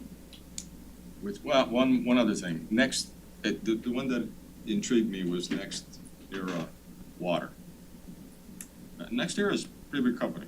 Mm-hmm. And the suggestion that, well, they haven't really done anything like this. They're already in Florida, they're part of the FPL they own FPL. Mm-hmm. So there's an existing relationship with something Next Era already present. Okay. Charlie? Well, just comment on Next Era. Again, I don't think we're gonna be the ones we are in a position with enough knowledge or information to talk about the differences between these proposers and who's better suited for the city if the city decides to pursue the B3. I will tell you, Next Era and somebody that deals with FPL on a basis of beyond their normal billing for electricity, that it's a nightmare. That they've cut their budget back in downtown. This district down here is understaffed. It doesn't perform. If you want simple, we're getting ready to bury a power line along Las Olas. We've waited over a year. It's a nightmare. And you can talk to all the staff and they tell you that from Jupiter, they've cut, and they've cut, and they've cut, and they don't have the proper staff to service what is happening down here. And it's a utility and we pay them a fortune, and meanwhile, they're ranked the world's best in all these S&P 500 things, but the customers are not getting the service that they deserve in this particular area. So there's pitfalls, and I think FPL is a great company, but there's pitfalls when you turn your utility over to a big giant corporation. Personally, coming from a development background, coming from a construction background where we do this every day, I look at this and I look at all the what ifs, and I look at the fact that they're all gonna be involved in the financial side of this thing. And I say to myself, it sure would be cleaner where the city's paying for it with our bonding ability and our credit and our savings on rates, if it went back to more of an RFP, to where the city with its consultants was able to determine exactly what it wants and got the best possible price for it. The city can get a loan cheaper from the Yes. government than a private. We've established that. Right, I mean, we're a very wealthy, very strong city that has shown that when we wanna do something, whether, for instance, replacing the 48-inch sewer line, kicked ass. I mean, hats off to you, Chris, and to all your staff, you guys did a great job. So, personally, I would say, let's take all that acumen and go build ourselves a water plant and start an RP. But again, it's not our decision, and I don't know enough but to be dangerous. Okay, we'll go around again, but let's go around the first time.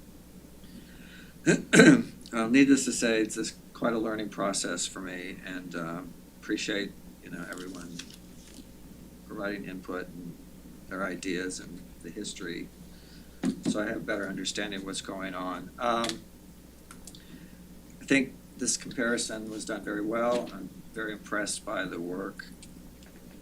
Now, knowing that the city has a contract with Hazen already to provide some technical support. Clearly, we have experienced and knowledgeable people on the staff.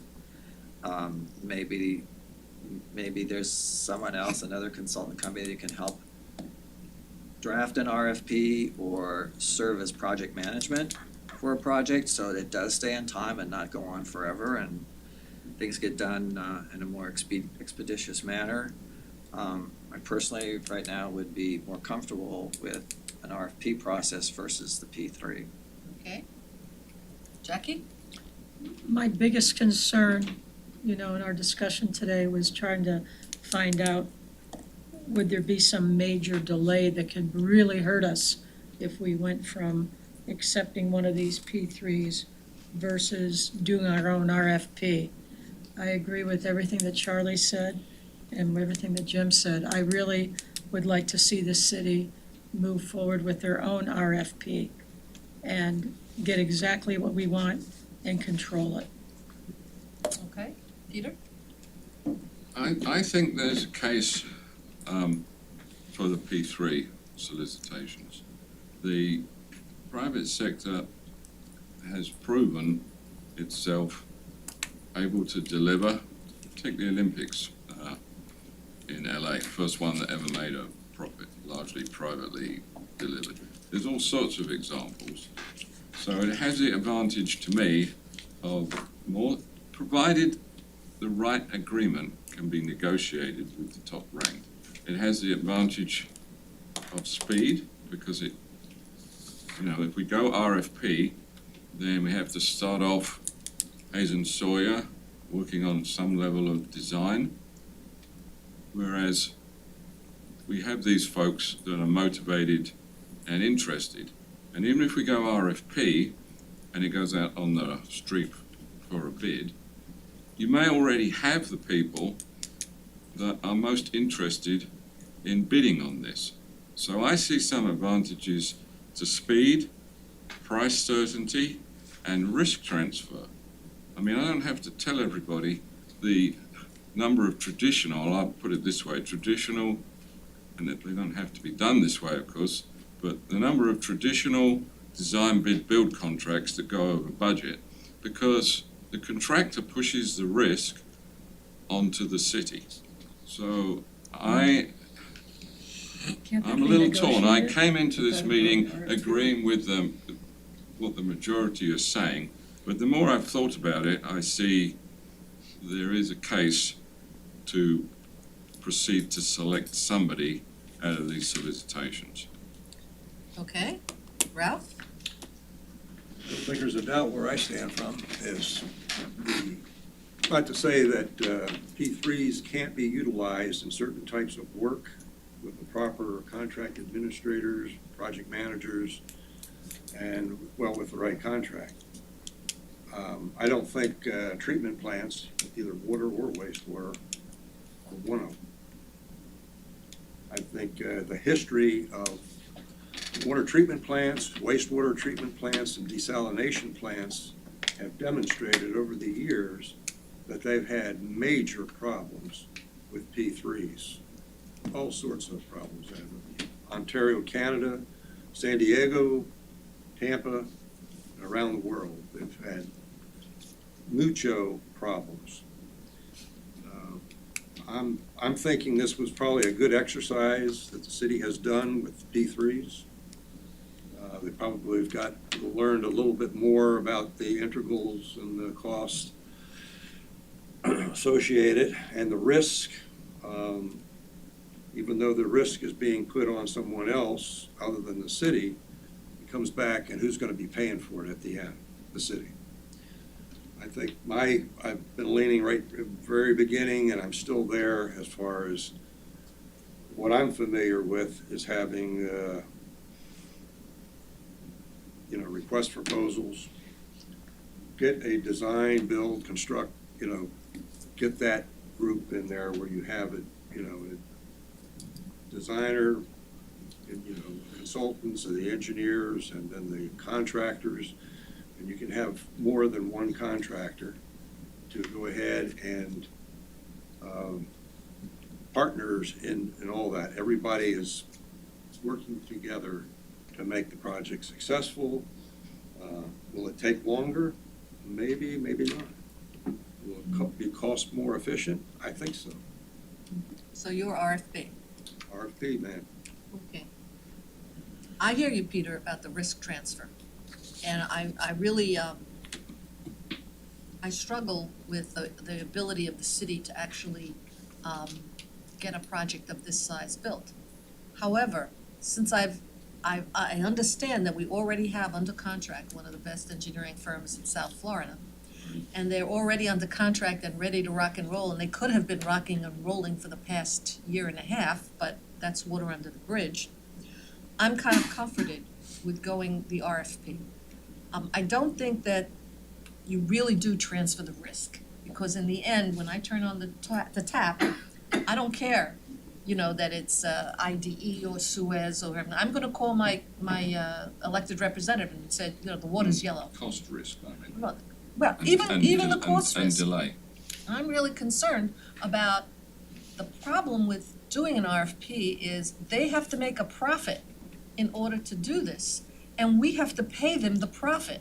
And as Brian points out, the P3, excuse me, and as Brian points out, we've already taken back the profit and put it into the system. The ROI, remember the ROI? We were given up $20 million in ROI as profit.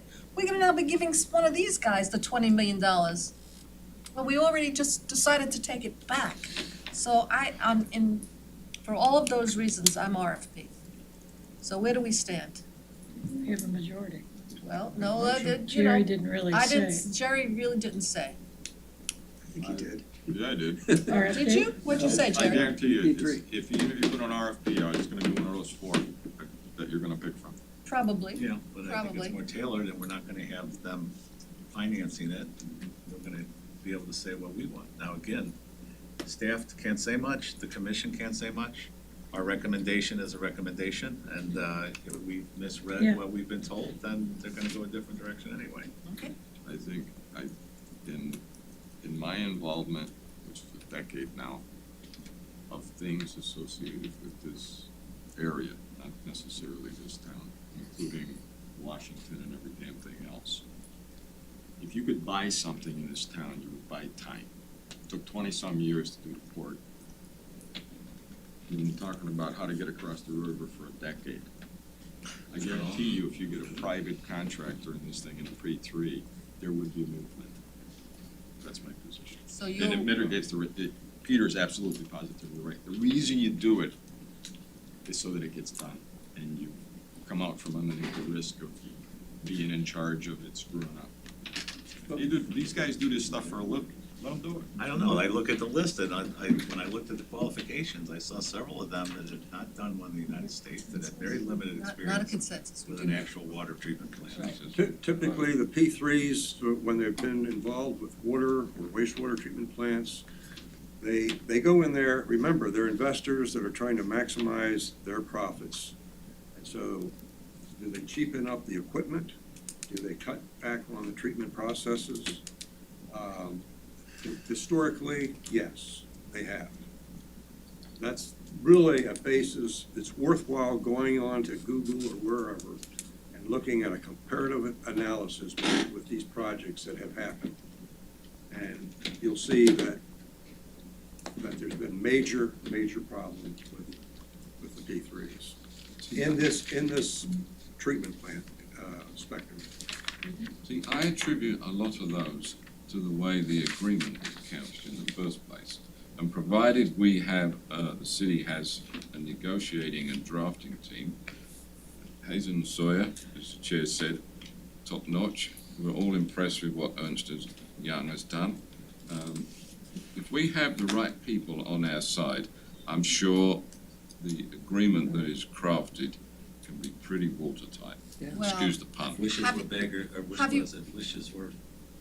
Yeah, wishes were, have you ever known the horses, city we'd all to? be riding. Right, yeah. Have you ever known the city to face off on a big deal, project and get a good deal? I have never seen them get a good deal. I have not seen the proposed agreement for the one stop, but I've heard stories about it. How bad it And is. some of the things missing made me cringe. How about be here more? Okay, you guys, let's stick to our Let's topic stick to it, here. all right, we'll go there, all right? But really, I mean, I've never seen the city get a really, really good deal on one of That's these gonna things. happen regardless. You still gotta construct it, even if we just do design and build and we'll take over and run it from there. This is true. You're gonna get hosed, you're gonna get hosed either way. Yeah, but if his whole theory is we can get a good deal out of them if we have the right agreement, that's, not 100%. I don't wanna give up that profit, I wanna do it the city to Well, do it. that's very clear. That's a meaningful want. Point. And that's my, That's a really, in the meaningful end, that's want. what drives me, is the running, when I saw running the water billing system, my skin cringed. Well, yes, we're definitely against that. But there's all different twists on that in terms of the dollars, having their dollars in our pocket for 30 years on a nebulous number. That's what makes me nervous. Well, just But take a Charlie, look, just take a look at this We chart. had the dollars from whatever it was, 10, 15 years, and we used them for another purpose. That's Well, true. And that's a then look whole, what I mean, happened. that's a Yeah. whole But different. now That's we're all- getting them back. But guys, look We got at this religion. chart. We're getting them back, let's Just use them. look at this chart a minute. See the bright yellow? The bright yellow is Operations. waste, water treatment plant operating and maintenance, okay? Look at this, 28 versus for IDE, which is the highest one. That's how much money we're gonna have to pay them to operate, maintain, and get profit out of this project. Whereas the city has only got a 12. People will Why pay is it- more for their water, People will pay people more will for pay the water. more, and we won't make the profit we can make by doing it ourselves. That's my prediction. Can I ask you guys, staff, a question? If you went the RFP route, would you still be likely married to that vendor in terms of operations going forward, or would there be a more logical place where it would be bifurcated? There is certain contracts that you can do that. They can build a plant and they can operate it. Would you guys push towards that, or would you push towards, hey, one group's gonna build it, then we're gonna relook at operations after? We haven't really, We haven't necessarily gone that way, but yeah, I mean, we could do a solicited P3, through an RFP. I mean, we could say, hey, we're sending out an RFP for a P3, or like you said, just, a traditional, let's build it and we'll operate it, or let's build it in another RFP if we wanted to outsource the operations. So you'd have more flexibility than pursuing these P3s, or you guys may cut out the operations out of one of these P3s as well when you negotiate. So again, we are between. But then it wouldn't be a P3, right? They would be just a construction of the plant. Yeah, but legally, Charlie brings up a good point. When you negotiate, let's say the city commission says, okay, go negotiate a P3.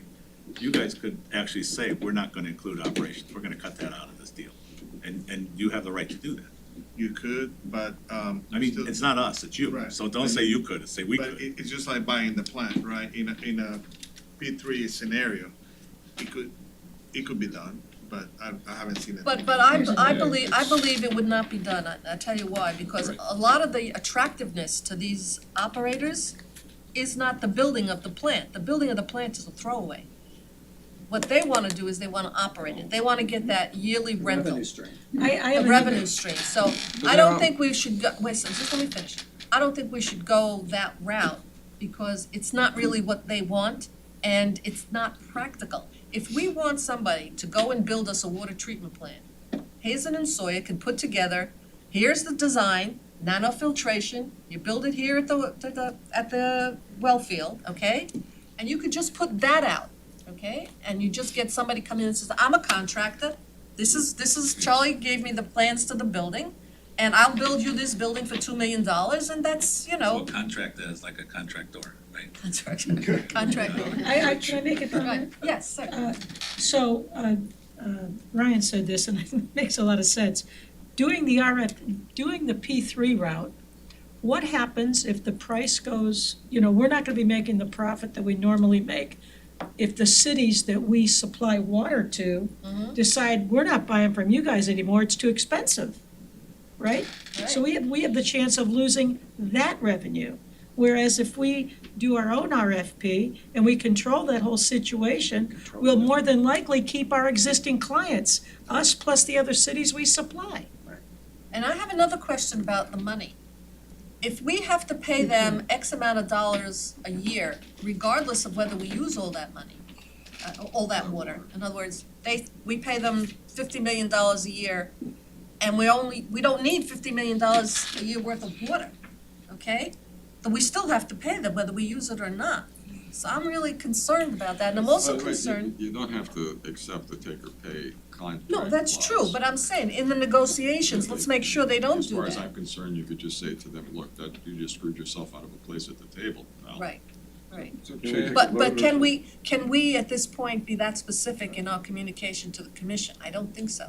I think we should decide I think we should vote on whether or not we want a P3, one of those, or P3, or the RFP. Because I have to leave at 4:30 and I don't want to miss the vote. Let me ask Jackie a question in Jackie, clarification. here we go. So by saying that then, we're envisioning that the RFP would be for the delivery of a plant handed over to the city at the end for the city to maintain and Execute perpetuity. the project. Right. Execute So the project. we're not envisioning you could do an RFP for another P3. No. Correct.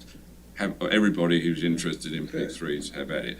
That would not be the sort of RFP we want, correct? Not what I would want, no, I mean, I'm totally for an RFP to build a water plant and have the city control it, maintain, And there are plenty of examples of companies that have built plants and things privately and handed it over to the Yeah, client at the plenty. end and made money on it Yes. for doing so. All right, somebody make a motion, Jackie. Okay. I'm not real good at this sometimes, but I'll try. I'd like to make a motion that the Infrastructure Task Force take a position that we believe that it'd be in the city's best interest to create their own request for proposal to build a water plant and put it up there. Stop right there. This is very important because the secretary has got to get the words correct because it has to go out today. Could you please repeat that? We believe it's in the city's best interest to create an RFP for a water plant. To build our own water To plant. build our own water plant. And build our own water plant, and should I also add and maintain? Operate and maintain. Operate, maintain it, as Build it, part of the operate system, it, and maintain it. as part of the current system. Would you take that as part of the current system? Would you accept as part of our current system? Pardon me? Maintain and operate it as part of the current system. Correct. That's an amendment to the motion. Well, no, We're still writing the motion. she's writing it, She's still, she's composing. formulating, Right, I composed it. right. Nobody's seconded yet, so she can still She can compose. still do it. Hold on. Could you read the motion again, please? We believe it's in the city's best interest to create an RFP to build our own water plant, operate it and maintain it as part of our current system. I As part of second what? it. It's part of our current system. Perfect. That's my motion. I second it. So questioning Marilyn. clarification? Clarifications, yes. Does that speak in any way to the methodology, or do you want it to speak to the method by which this plant is acquired? No. I gave the three examples. We're leaving design, whether it's design, bid, build, construction management and risk, or turnkey. No, because that's I don't part of the want- design and as part of the design So process. the motion does not speak to that. No. Correct. And it doesn't speak to nanofiltration either, we did Right. not putting that in, Right. because Right. everybody's on board, it's Right, nanofiltration. That's Yeah. a done deal, I So, think. so, if you And there's a second to the motion. That's great, That's Chair. a second, so, but okay, but we're now discussing the motion. you were gonna clean up the grammar. You One should have would made the be motion. to say, to pursue an RFP, should you add, rather than the contemplated P3? No. No? Just leave it the way it is. It And speaks. Instead of it- our, but instead of ours, it should really be its. The city is an it, it's not a we. A grammarian here somewhere. Yes. That's That's a good, good but you gotta point. get it Yes, right. no, let's get it right, let's get it Where right. said- So if you look back at the grammar where it said our, it should be its, and where it said we, it should be its.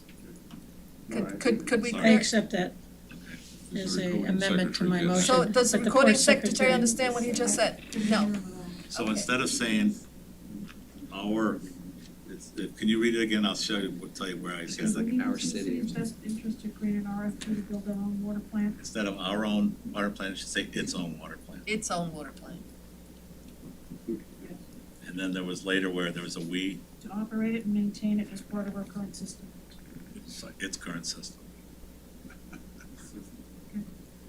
I think it might lack clarity in that what role you think the operations and maintenance are. Is that part of the RFP, or is it just to construct, period?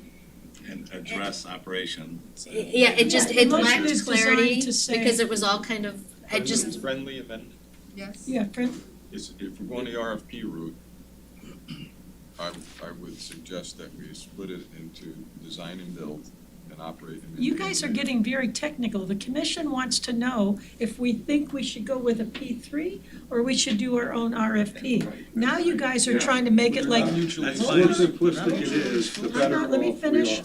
now it seems like everybody wants to. No, I just want to fix the grammar. No, the grammar's fine, but respectfully, what I'm thinking is, You're right. we've made our Let's keep point. it- We that's don't enough. have to start discussing exactly what that RFP should say. That's enough. This is conceptual to the Okay, commission. We all, I'm not at that I'm spot, with you.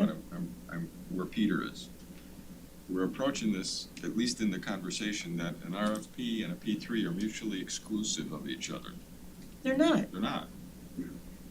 Any one of those people can, so let's just leave it as Jackie proposed. Asking you guys to weigh in. The commission's asking you guys to weigh in. Should they accept the P3 and move forward, or do you want to go with an RFP? And I think Jackie. That's the question, and my you guys motion gotta is to be go very with an close. RFP and to leave P3 out of it. Let not get any more details, because then we can Correct. be here all night. Can I make a suggestion? I Yeah. think what Susan is saying, the P3 includes everything, right? Operation, I think she's saying Yes. like, so you just want the construction part to be the RFP. I want the yeah, Right. but So- we don't have to tell them how to do the I'd say, RFP. well- What we're But it- saying is it's But this, but it makes but it the motion included it, so I Let's think that take just out- muddied Say, it, and that's Let's all. take out the operation and maintenance. Let's Yes. just make the motion, the original motion, which is, Yes or no? we think that the city should do an RFP for the Design and build. design and build of a new storage treatment plant, Water water treatment plant.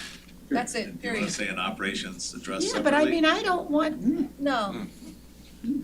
No, I no, mean, to do that, then somebody comes in and says, yeah, go ahead and build it, and then we'd like to run it. Well, they're gonna They come back to us might. anyway. They might. They're gonna come back to us anyway, Jackie. they might come back, you never know. We want, the way I'm seeing your motion is, you want Not a very night, well, I you want a guess. plant delivered, and then on a certain day, everybody goes down there, unlocks Give me the the door, keys. and the city staff goes in and runs it henceforth. Correct, Yeah. Right. So, correct. So it should why say, can't your we just say motion that? should say, design and build. Okay, Because it implies it's handed over to the city, or it is the city's at the end. So city's all the way through in that process. Thank you. I'm very comfortable with that change. I would accept that since I seconded it, I would accept that. I would accept that Yeah, too. so can we hear it back again without the second part, just the first part? We believe it's in the city's best interest to create an RFP to design and build its own water treatment plant. Period. Period. Thank you. Do you need to say reject the? I'm with you now. No. Yeah. That follows. No, it follows.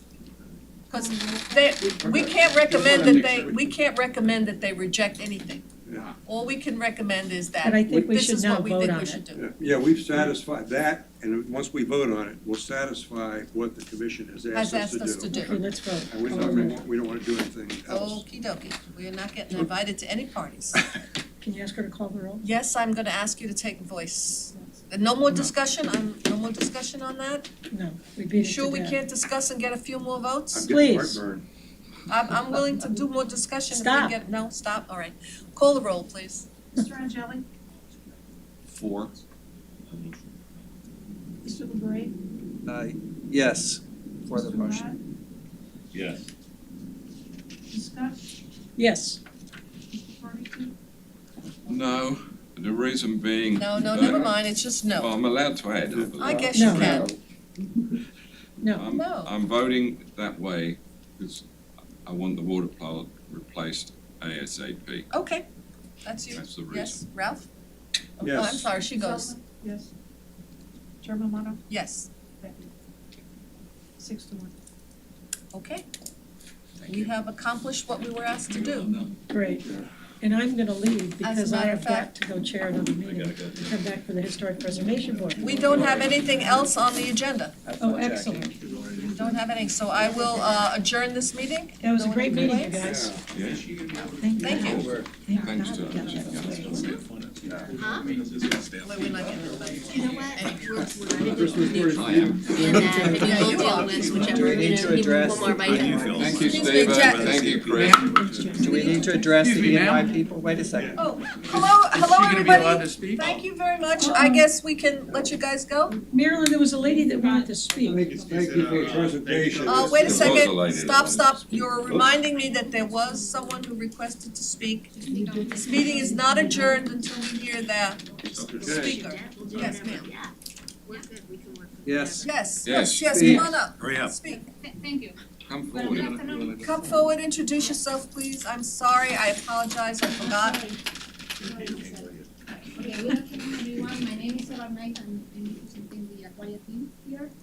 Well, the new bypass water treatment plant project is an important, critical, and urgent endeavor the city of Lauderdale needs to undertake. The current plan is at the end of its useful life. Keeping it operational requires at least 25 million investment over the next 5 years to continue producing the water that is clear.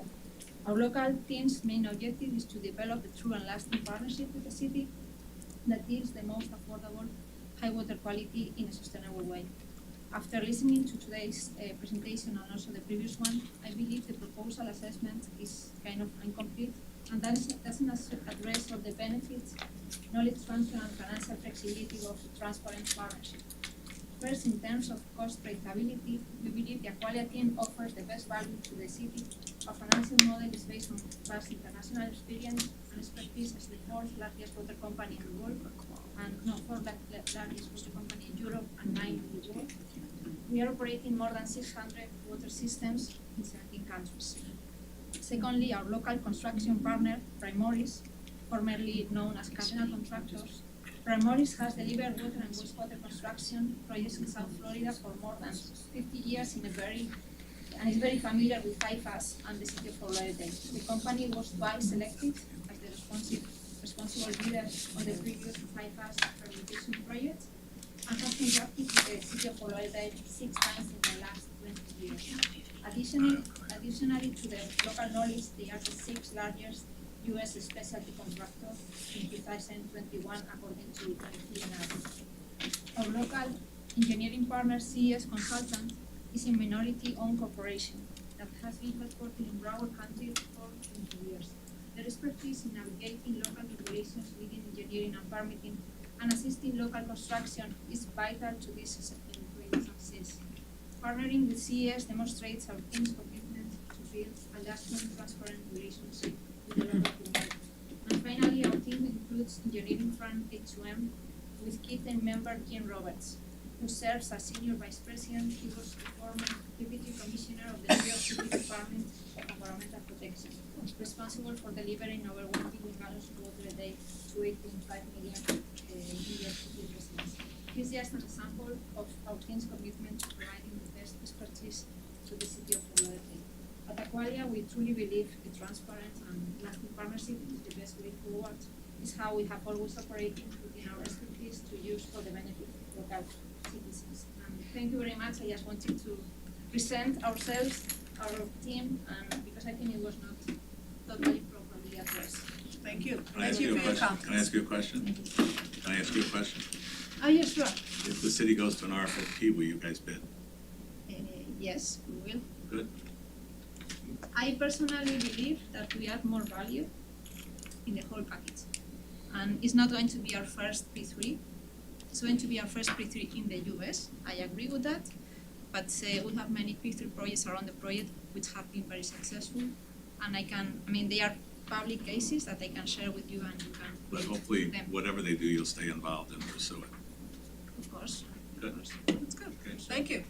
All right, that's good to know. More the merrier. So we're all gonna bid on it. So Charlie, what I was gonna say was I Springs for 2017. The last 7, I was the deputy city manager along with Jennifer, well, with other people, but